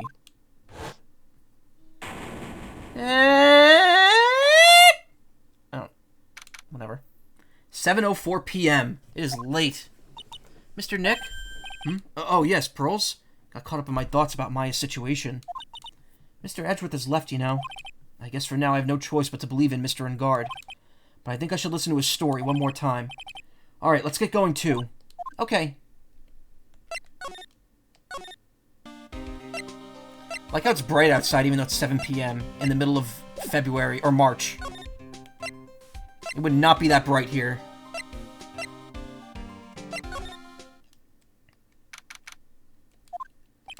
I'm sorry, but visiting hours are over for today. I have too many questions I need to ask. I'm sorry, but I'm Phoenix Wright, a lawyer for one of the... You're Mr. Wright, you say? Oh, yeah, there's a message here for you. A message? It's from Man on Guard.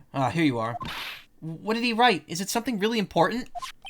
I don't know. Well, let's see what it has to say. To Mr. Lawyer Dude, I've got something really important to tell you. Why do I feel uneasy all of a sudden?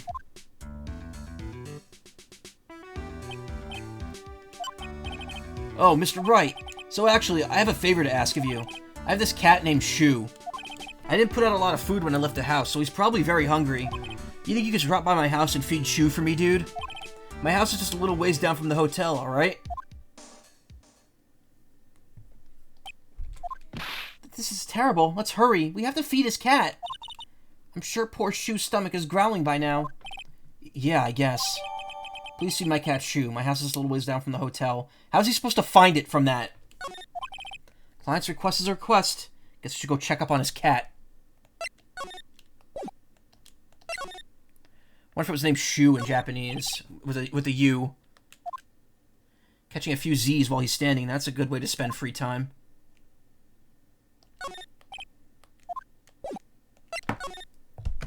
I mean, why ask? We could just get out our typing fingers and figure it out.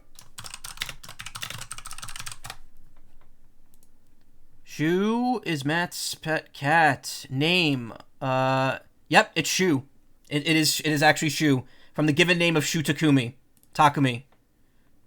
It's literally just supposed to be a reference to Shu Takumi. How come I can't get to the place from here? March 22nd, police station. Wow, everybody looks really busy with something or another. They're probably strengthening the evidence for tomorrow's trial. Hey, hurry up with that, will ya? Pass that victims list around. Gotta be kidding me, there's over 100 people on here. Mr. Nick? Mr. On Guard really that big and bad of a criminal? Actually, Pearls, never mind. Sounds like they're working on a different case. What? Prosecutor Von Karm was shot in front of the courthouse? Who did it? Who shot her? I have a sneaking suspicion that even Gumshoe could do this guy's job. Oh, it's kind of cute. Mr. Nick, what's that stuffed animal's name? That's the Blue Badger. It was my idea. I made it. I'm this precinct's mascot. It's the precinct's mascot, you know? Oh, wow. Yeah, I think this is the same dialogue we heard yesterday. Oh, see the poster? What, of the... Wait, of the Babe in Uniform calendar? What about it?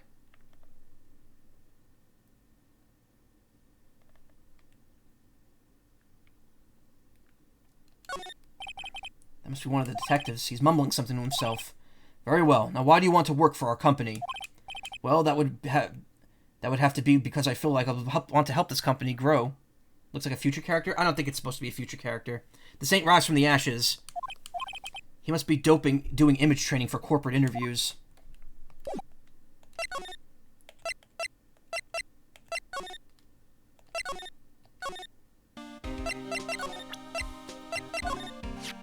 Oh yeah, do you know about this card? Card? Edgeworth for some reason went pale the instant he saw it. Hey, I know what this is, pal. You do? No matter what way you look at it, I'd say it's a picture of a shell. Is that it? Oh yeah, that's right. Mr. Edgeworth really likes those cooked snail things. What were they called again? Escargot or something like that? Mr. Nick, I think we just solved the mystery of why Mr. Edgeworth's face turned pale, right? As I suspected, Gumshoe has no clue.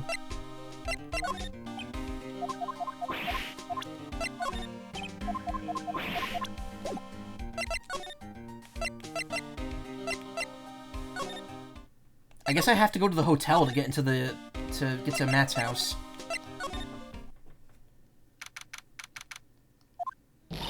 Alright now, Mr. Nick. Let's go look for clues. We have to, for Mystic Maya's sake. You shall not pass! This old bag! Don't devalue my name and turn it into gasp, you spiky-headed potty-fogger! Because of you, I've been made to look like a bad guy again. Although I did get a piece of gum from Edgy Boy, just as he promised.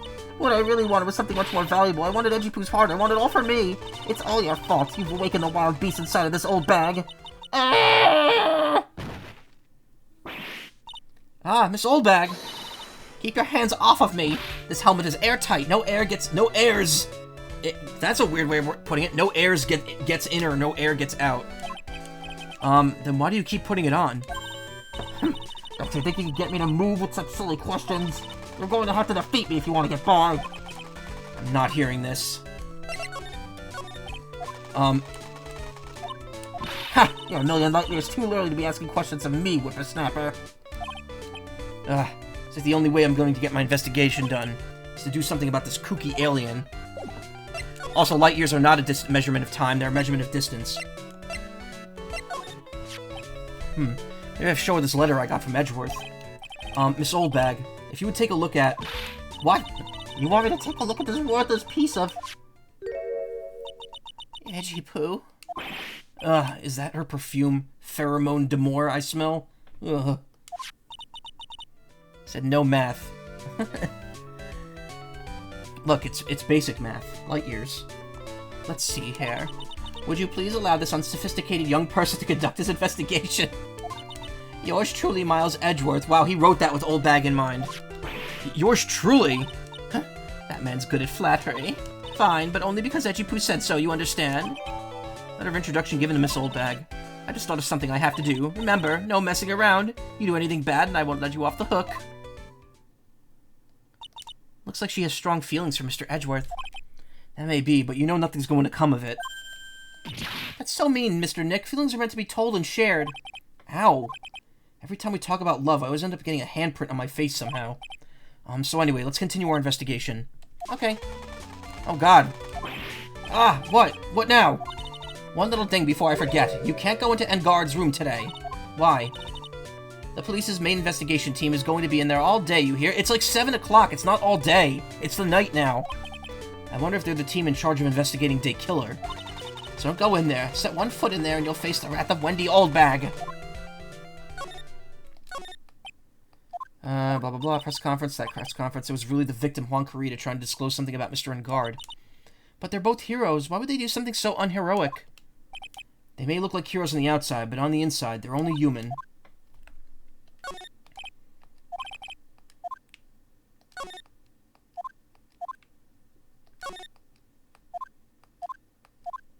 Really hope nothing else bad happens here.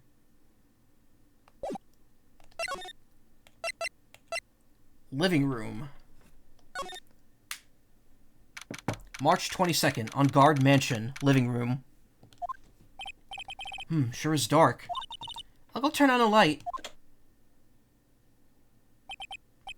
Wow, so this is what a star's house looked like. Must be nice to be rich. Come on, Mr. Nick, let's find Shoo, the kitty cat. Shoo! So I guess this is Shoo. Oh, what a lovely cat. Hello, Shoo. Aww. The cat seems to like pearls. Pardon me. May I help you with something, mister? Oh, we're lawyers, actually. I'm Mr. Engard's lawyer. The master's... Then you must be Mr. Wright. Yes. Ah, it's a pleasure to meet your wonderful self. I'm the family butler, John Doe. Nice to meet you. Forgot that guy. Forgot this guy has that across his face. Yeah, like a baseball.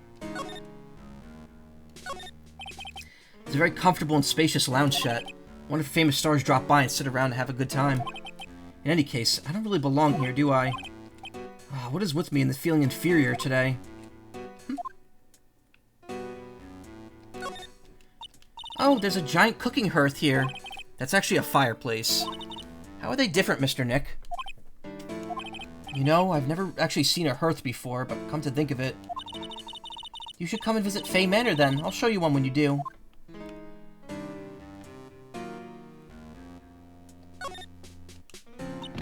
A giant bicycle is flying through the air. That bicycle, Pearls, is one where you don't have to pedal and it moves on its own. Really? Wow. but sorry to disappoint you. It can't fly. Oh, that's too bad. It ain't a Vespa. There's another door over there. You shouldn't go wandering off over there, Mr. Nick. Yes, Pearls. Now I know how Maya feels when I tell her to stop playing around. Ah, there are masks here. Yeah, that one in the middle is the Steel Samurai. The ones next to that are the Pink Princess and the Evil Magistrate. They fought many battles against the backdrop of Neo-Old Tokyo. Wow, you really know a lot about the Steel Samurai, Mr. Nick. I don't know whether to laugh or cry that I know more about that show than a kid. There's a small door at the bottom of this bigger door, Mr. Nick. I bet it's for Mr. Unguard's cat to use. Oh, you mean Shu? The door. It's locked tight. Well, I guess that's to keep nosy people like me from entering it. Phoenix, you fool!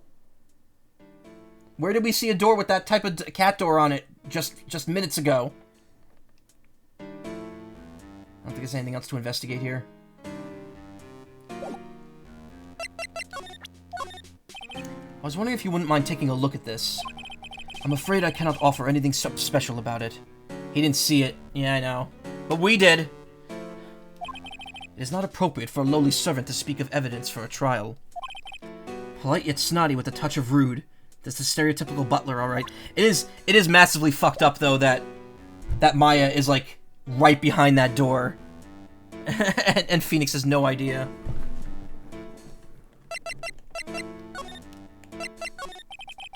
You must know all sorts of things about Mr. Unguard, right? Honestly, sir, I don't believe my master is capable of such a foul deed as murder. And, anything else? No, not especially.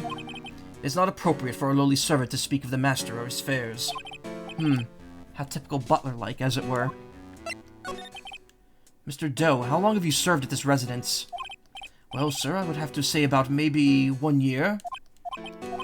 And, anything else? No, not especially. It's not appropriate for a lowly servant to speak of himself and his affairs. You know, I would have thought Mr. Unguard to have a maid over a butler. Would have thought Mr. Unguard the kind to have a maid over a butler. That's a very cute cat you've got there. It is my duty to take care of him. The master rather fancies Shu. And, anything else? No, not especially. It's not appropriate for a lowly servant to speak of the family cat. Well then, I guess I don't need this piece of scrap paper anymore. Matt's note crumpled into a ball and thrown away. Well, I'm afraid I must take my leave of you now. Oh, we should probably get going ourselves. Ah, so young and yet already so accomplished. A master of law. There's also a lot to be proud of in being a butler, in charge of the house and all. Thank you for the compliment, sir. People are not always who they appear to be. Now, if you'll excuse me...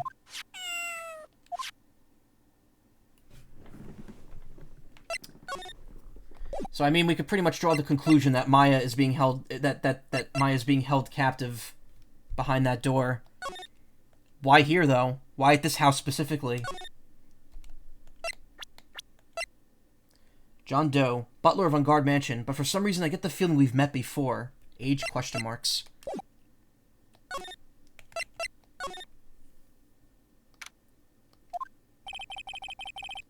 Looks like we're the only ones here. And yet the hotel seems so busy somehow. Probably because the police team is scouring for clues about the killer.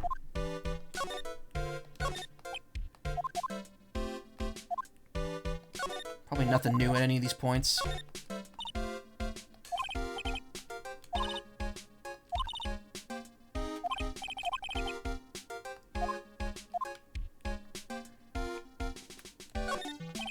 I'm gonna clean up all the food yet. That food's been there for 3 days now. Or 2 days.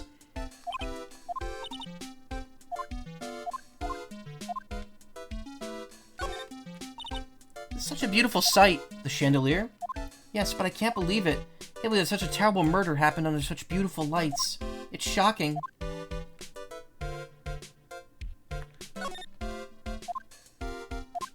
Only we'd all gone together.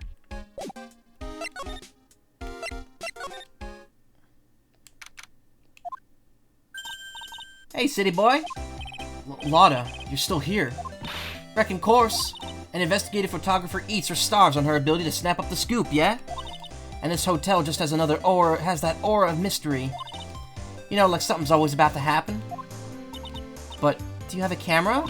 Rec given, a photographer's gotta have cameras out the ear like corn to be a real pro, you know? So I'm hanging around here.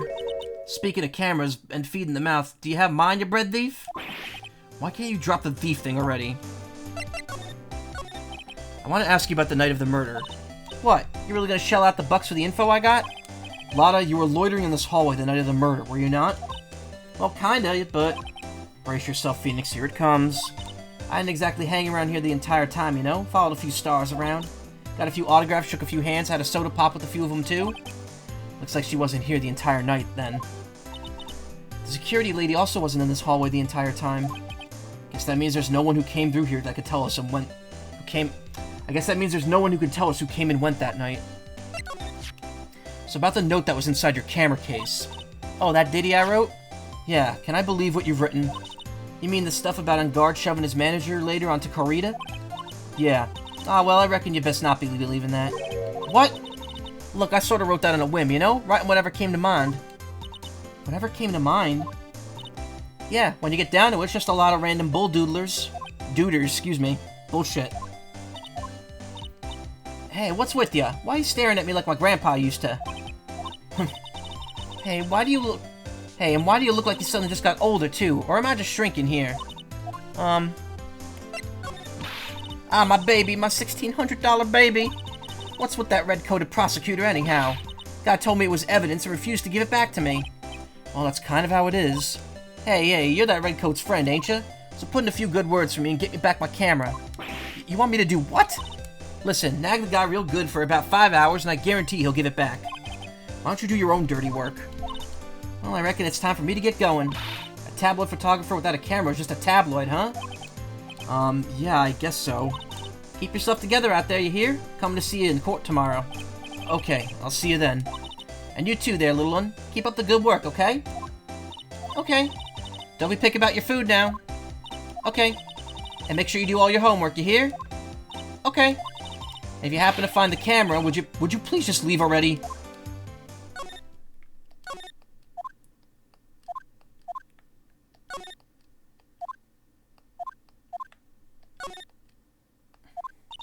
The old lady told us about this, didn't she? That we can't go in this room tonight? Wonder if an investigation briefing is going on inside there right now, without Detective Gumshoe.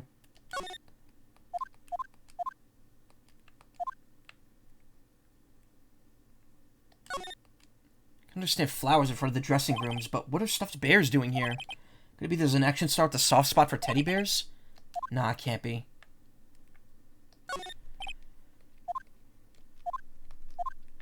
Even now, no one really has any idea.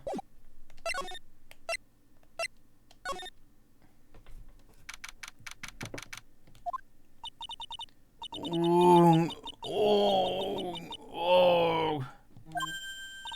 Mr. Nick, what is that otherworldly, ghastly moaning? Oh, you're... What is... I hate evil ghosts. I don't think it's a ghost. Maybe it's a demon? Oh, why is she back here? Excuse me, what's what you're calling a demon, brat? Ah! Zoinks! It's the alien! Who are you calling an alien? Oh, it's just you, Miss Oldbag. What are you doing here? What's wrong with young'uns today? I came down here to pay my respects to my poor Juan, and you're disturbing me. Please talk to me about the night of the murder, just one more time. I talked about it plenty at the trial. I was fooled, tricked, deceived by that fraud of a photographer and her note. She was loitering around here with that imbecilic look on her face. Okay, got it. Now hold on a second there, you little pipsqueak. If you're going to take notes, at least make me sound better than that. Oh, alright. Now I've seen everything. But you know, I was working that night too, doing my job, minding my own business. So it's not like I had time to waste standing around here the whole night. I was wondering if you could tell me a bit more about Mr. Corita. He was the most popular star, you know, especially where it counts, in my book. But I hear that he was lagging behind in the polls against Mr. On Guard. Well, that's just a recent thing. Bad luck and all that, you know. But he was going to become an even bigger star than he used to be. Look, just look at this mountain of presents. It's a show of the mountain of feelings all his fans had for him. Yeah, that mountain is pretty big, and certainly nothing to shake a stick at. Mr. Nick? What is it, Pearls? The presents, they're all bears, right? She's got a point. There isn't a single thing here that isn't a bear. All of Mr. Kurita's presents from his fans seem to be bears. Oh, that's because you can't think of Juan without thinking of bears. Bears? Why bears? You don't know? When my dear Juan was training, he fought barehanded with a bear. He refused to give in and let the bear win, but after the fight, they became friends. Wow, what a heartwarming story. Look, it's just like those young people in the dramas. I could see those two tuckered out down by a river going, heh, you can sure fight. You too, bub. You too. Did all that really happen? It's in his biography, bub. What a load of crock. So ever since then, fans have been giving him bears as presents. Yeah, nice. Bears. Yeah, it's Heihachi Mishima. I'm Uncle Bear, and I say it's barely 8 o'clock. What is that infernal racket? It's one of the presents going off. Sounds like it's already 8 p.m. Way past your bedtime. Irk, that startled me. Thought I was going to die for a second. 8 p.m. That's the time when the awards ceremony ended that night, remember? Time sure flies. Hard to believe it's been 2 days since the ceremony. The transceiver! Hello? Hello? This is not a phone. Maya. How is Maya? You haven't heard her, have you? It seems you are not able to fulfill your end of the bargain, Mr. Attorney. I have heard the news, so it would seem my present did you no good. No, Mystic Maya! Mystic Maya! One more day, please. All I ask is for one more day. I'll get a not guilty verdict for sure this time, please. I suppose if I must. I need that acquittal more than anything else, after all. Please, please let Maya say something. I want to hear she's alright. Alright, then. A little... What is with the static all of a sudden? Hello? Hello? It seems... bad... connect. Damn it, did the transceiver just suddenly break? Excuse me. What happened? I don't know. All of a sudden it became nothing but static. Mystic Maya! Mystic Maya! Why did the transceiver suddenly break like that? Should probably have an electronics expert look at it. The sooner the better.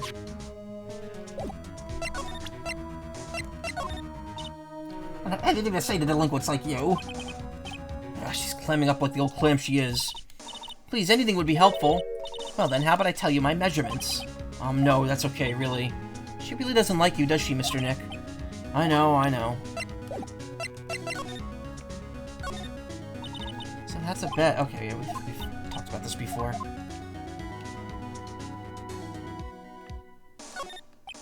Looks like Mr. Kurita had dinner that night. This bottle, it's tomato juice. A lot of award show, blah blah blah.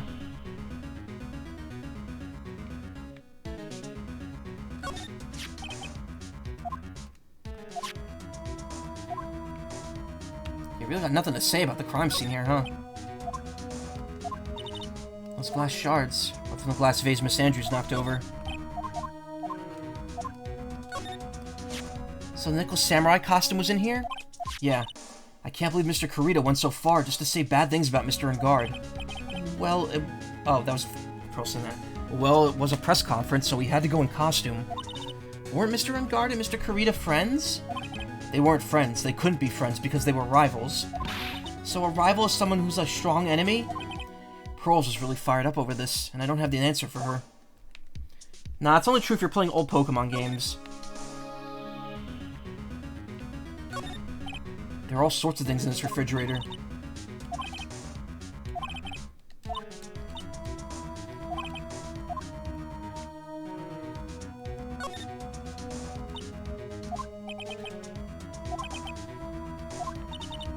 And a few in the trash can, yeah.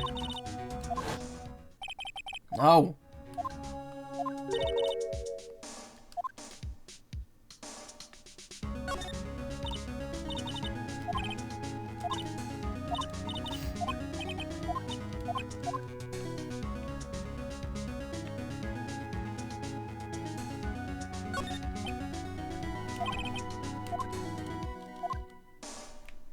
guess there's nothing really to examine here.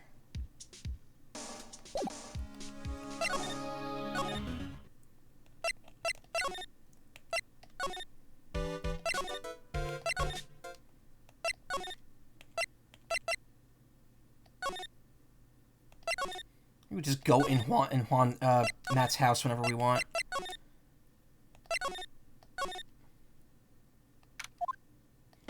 Hey, welcome back, pal. I thought I'd make you a little something for dinner. But that's nice, thanks. A rich man's luxurious full-course meal. Out of a can, that is. I'm sorry you went through all the trouble to cook, but I don't have the time to eat.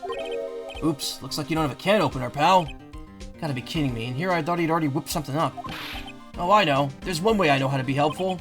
Ask me about anything you want, pal. Go ahead. Well, since he's here and offering, I wonder if we should try talking to him about... the transceiver? Oh, Mr. Nick, you should ask Mr. Scruffy Detective about that thing. What thing? Oh, yeah. This thing just up and broke all of a sudden. It broke, pal. When I was talking to the kidnapper, it just suddenly broke into static. Look, it sounded like this. I don't hear any static, pal. Huh? Maybe it fixed itself? That's strange. I'm sure it was making a loud static noise. Maybe. Maybe what? Maybe it was electromagnetic interference, pal. Electromagnetic interference? So what's electromagnetic interference? It's something what happens when a radio wave gets mixed up with another signal, pal. Oh, when you put it that way. I don't understand what you're talking about. Like, for example, when a cell phone goes off next to a computer screen, the stuff on the screen gets kind of fuzzy and starts acting funny, right? No, but when I used to have an old brick cell phone, and if I had it near a speaker of any sort on a computer, the speaker would make that bep noise right before the signal came in. Huh? Computer? It's like when you use the dryer next to the TV and the screen starts looking weird. Oh, yes, the TV does do that. Oh, so that's what you're talking about. She seems amazingly happy at being able to understand this. So the room you were in when the interference, that transceiver happened, there's gotta be something there that's sending out very strong radio waves, pal. Something like a listening device or something. Ah! Hey, speaking of that, where were you when it happened? We were in Mr. Kurita's room, the scene of the murder. What? That's it. I'm going to sneak into the precinct and get a bug sweeper. I'll meet you at the crime scene later, alright, pal? Ah, wait, Gumshoe. Oh yeah, baby, it's investigating time. I'm on fire, pal. My fingers are itching to go. Yeah! We should get going too, Mr. Nick. Alright, let's go. There's nothing happening there.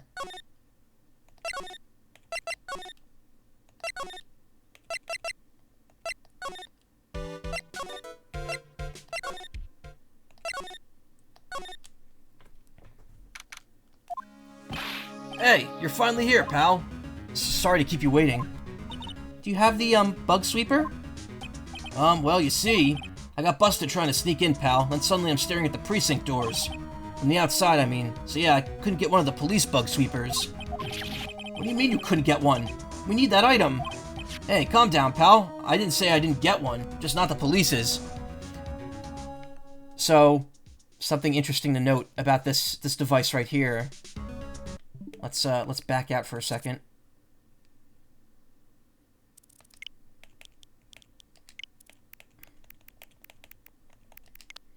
It shows up in the first game in Rise from the Ashes. I'm sure it'll come in handy in solving some case sooner or later. Remember that this case was written after the original trilogy was already done, so they were able to include allusions to future cases.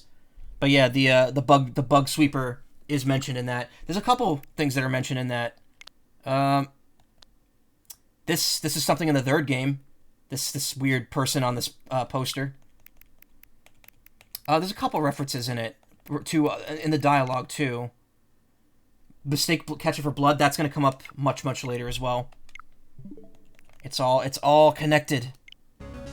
Again, that case was written after the trilogy was fully made originally, so they were like, well, we know what's going to happen in the next games. Let's include allusions to it. Wow, so this is a bug sweeper. Looks a little broken. Hey, this was made when I was in elementary school, pal. Oh? By who? Me, of course. Seeing this sure brings back memories. Hey, don't look down on it, pal. Not the police sweeper, it's not the same one he was talking about then. It isn't, but it's the exact same graphic. Sure, it looks a little beat up, but I put my heart and soul into building this puppy here. Your heart and soul? It'll work, trust me, it'll do the job, but... Spit in the screen. But you can't set the sensitivity, so it's going to give beeps at anything that gives off electromagnetic waves. But isn't it better that way? Well, anyway, since I brought it all this way, might as well give it a whirl, right, pal? I'm getting that sinking feeling again. Okay, now tell us how you use this. Now to tell you how to use this baby. There's a listening device or some other sort of bug hidden in this room, pal. So we're going to find it, right? Right. Now let's first turn the sweeper on. Next, move the sweeper around the room to give the room a real thorough looky-see, pal. Sweeper will let you know how strong a signal it's picking up, so keep an eye on it, okay? Once you find something that's giving off a lot of radio waves, press the A button to lock onto it.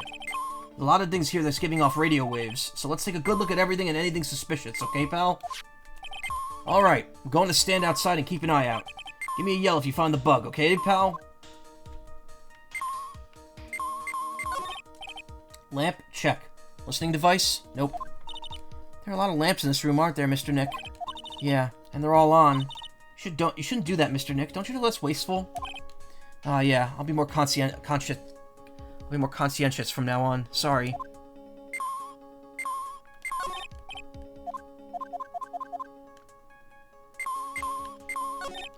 Well, the phone is the most common place for a listening device, I'd say.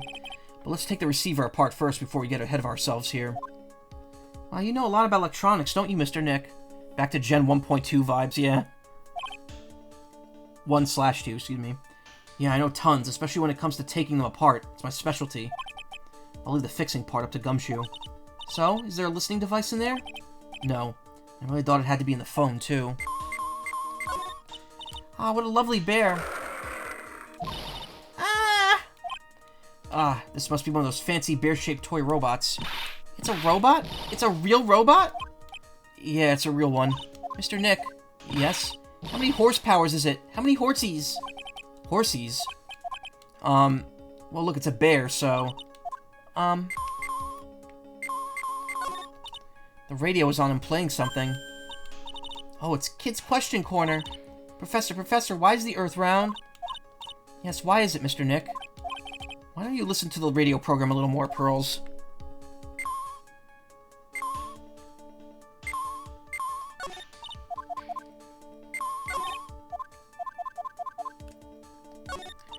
Doesn't seem to be anything giving off radio waves here, Mr. Nick. Keep a careful eye on the bug, Sweeper, and let's try again. Sweeper isn't exactly the best. Well, make what you have, right? Cell phone. Nope, no bugs in here. A cell phone? What? Don't tell me you don't know what a cell phone is. I'm sorry, I've never seen one before. Now that she mentions it, my cell phone couldn't get any reception while I was staying in Crime Village. And Pearls has never lived outside the village, so... Well, I guess I can't say it's impossible to live without one. I'm only thinking of listening devices in the TV, of all places. The TV was left on, showing an old samurai movie. Yeah, this channel plays all sorts of international movies, as well as domestic ones. You know, every time I watch one of these old movies, I always think, wow, these Japanese stars are really good at English. Yeah. When I grow up, I want to study Japanese. I should probably keep my mouth shut here and not destroy her dream. Well, there's no listening device that is... The listening device isn't in the air conditioner. Yuck, this air filter's covered in dust and dirt. Yeah. Come on, Mr. Nick, let's wash it. I wonder if being a little neat freak makes even the tiniest dust bunny look colossal. What? Oh, nothing. There's this bear over here. Looks like he's got to pee. He's like holding his crotch.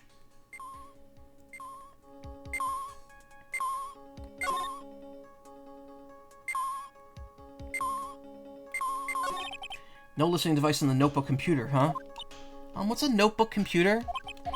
Do you know what a notebook is? Yes, it's a small book with paper you could write on, so? Well, that thing is like a notebook in a way. It's basically a small laptop. Mr. Nick, what's a laptop? It's the TV's remote control, but it doesn't look like the listening device is in there. So I was thinking, Wondering if a TV remote works on other things, like... Can I make you change your expressions like TV channels? Zap! Hey! But if I could... Oh, the people I'd give the old mute button to. I don't think it's gonna work on me. Why don't we try it on Maya tomorrow, okay? Okay.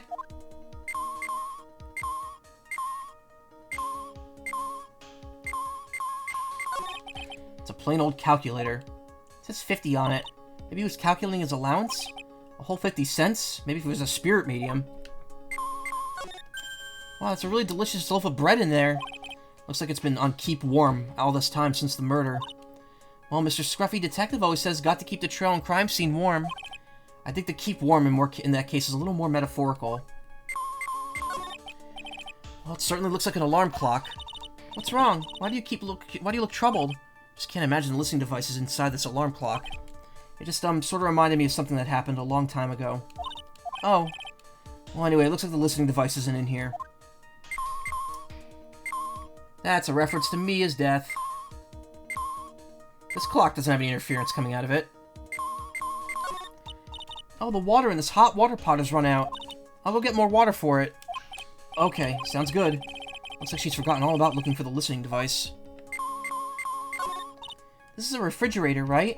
I really don't think that's where the listening device is. But it's filled with nothing but healthy vegetable juices, right? Yeah, sure. What does that have to do with listening devices? What's this? It looks sort of like a hot water pot, but... Oh, well, it's kind of like a hot water pot, I guess. But instead of hot water, coffee comes out. Really? This pot can do that? Is there a pot that orange juice comes out of? I don't think there's anything like that, Pearls. Sorry.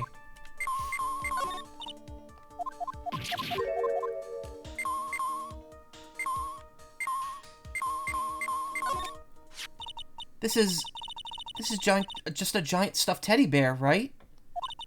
It's the biggest one I've ever seen. Hey, so did you guys find it yet? Listening device, I mean. No, not yet, but this bear's eye is... Let's see. Perfectly normal stuffed bear with some really strong radio waves. Sounds like you found the device to me, pal. Let's take this big fella's eye out and see what we've got. No, you can't. Such a violent act. Oh! Ow! No! It's a miniature camera, and it looks like there's more. There's a transmitter and a timer. A what emitter? A what emitter? A transmitter, pal. Oh, is this more of that high-tech stuff? So this tiny thing is a camera? Yup, it's a pinhole CCD camera, pal. It's small, high-grade video camera used mostly in security systems. So it's a video camera. Runs on a battery, which comes with it in a set. But there's no videotape in this camera. This is only the camera part here, pal. The tape recorder part is with the tape inside it is somewhere else. Somewhere else?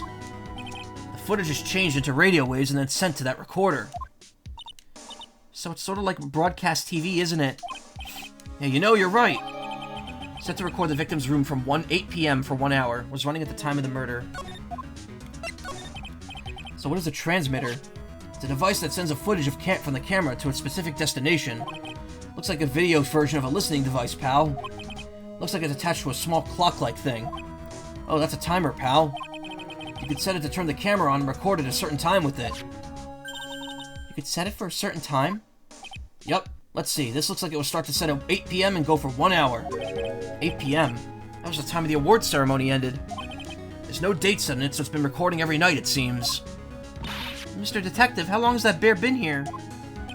I'm pretty sure it's been here since the night of the murder. Then maybe this caught the murder on tape. What? And if you think about the angle the bear is at, it's bound to have a clear shot of the whole crime, pal. Changes the footage taken by the spy camera into radio waves and transmits the data. So there was a camera in this bear's eye, and it was disguised as a present. And I'm sure it was here on the night of the murder, pal. It's a pretty big one, so it stands out pretty well in my mind. But who gave Mr. Kurita this present? I don't know, pal. But this means that someone out there has got a video of what happened here that night. Isn't there some way we could find out who that person is? It's impossible, pal. Radio waves can be sent almost anywhere, so there's no real way to find out. Uh-oh. Is there really no way to find out? Stuffed bear. The spy camera was set in its right eye. Found in the victim's room. I got it! Well, what? Hey, pal, let me borrow this mini camera for a bit.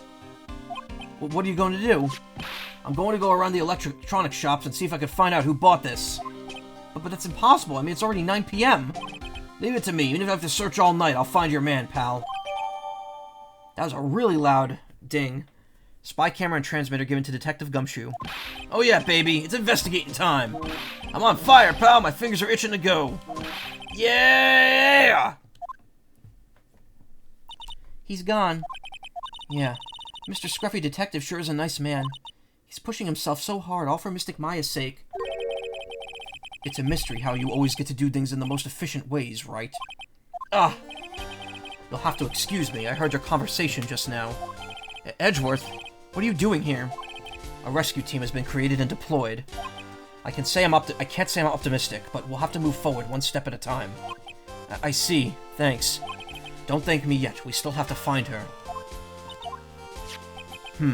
So, there was a spy camera hidden inside this stuffed animal, huh? You are one lucky man, Wright. Do you know this stuffed bear, little girl? I have no idea. Of course not. The maker of this bear is a very expensive luxury brand from overseas. It's completely handmade, and only one of a small number of those are exported here. What? The camera and transmitter that Scattered-Brain Detective took with him are dead ends. Things like those can be bought anywhere. However, this bear is different. By tracking down how it got into this country, this bear can tell us who the buyer is. Can you really do that, Mr. Nick Kenny, really? Well, I guess so. If it's 9 p.m., I think I could still make it in time. I'll be taking this for now. He just picks up the entire thing and, like, struggles to get out of the room. I'm sure you have other things you have to do. Stuffed bear snatched up by Mr. Edgeworth. See you soon, Wright. Wait! What? Why are you doing this? I have no interest in explaining myself to someone who cannot comprehend. But besides that, Wright, until court reconvenes tomorrow, you should concern yourself with this question. Who was the person that murdered Juan Corrida? The real killer. Do you really still think it was Adrian Andrews? To be honest, I don't know anymore.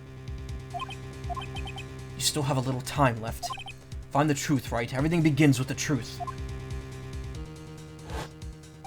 Juan Corrida's real killer. Miss Andrews passed. The kidnapper whose sole condition is an acquittal for Mr. On Guard. And this card. Shelley Day Killer.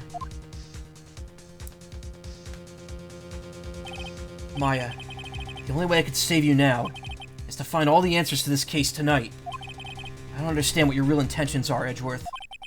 But as you said, all I can do now is find the truth. Whew!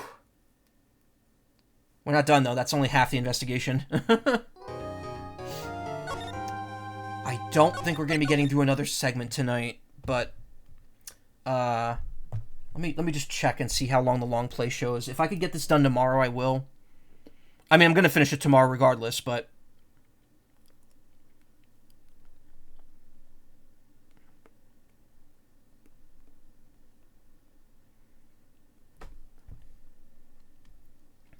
let's see here. God, no. I hate YouTube ads so much. They've gotten worse lately.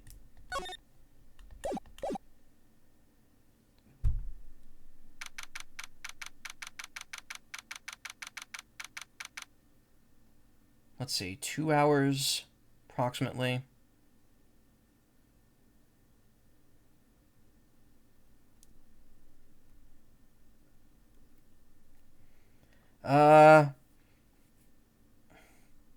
I think we should be close to the end.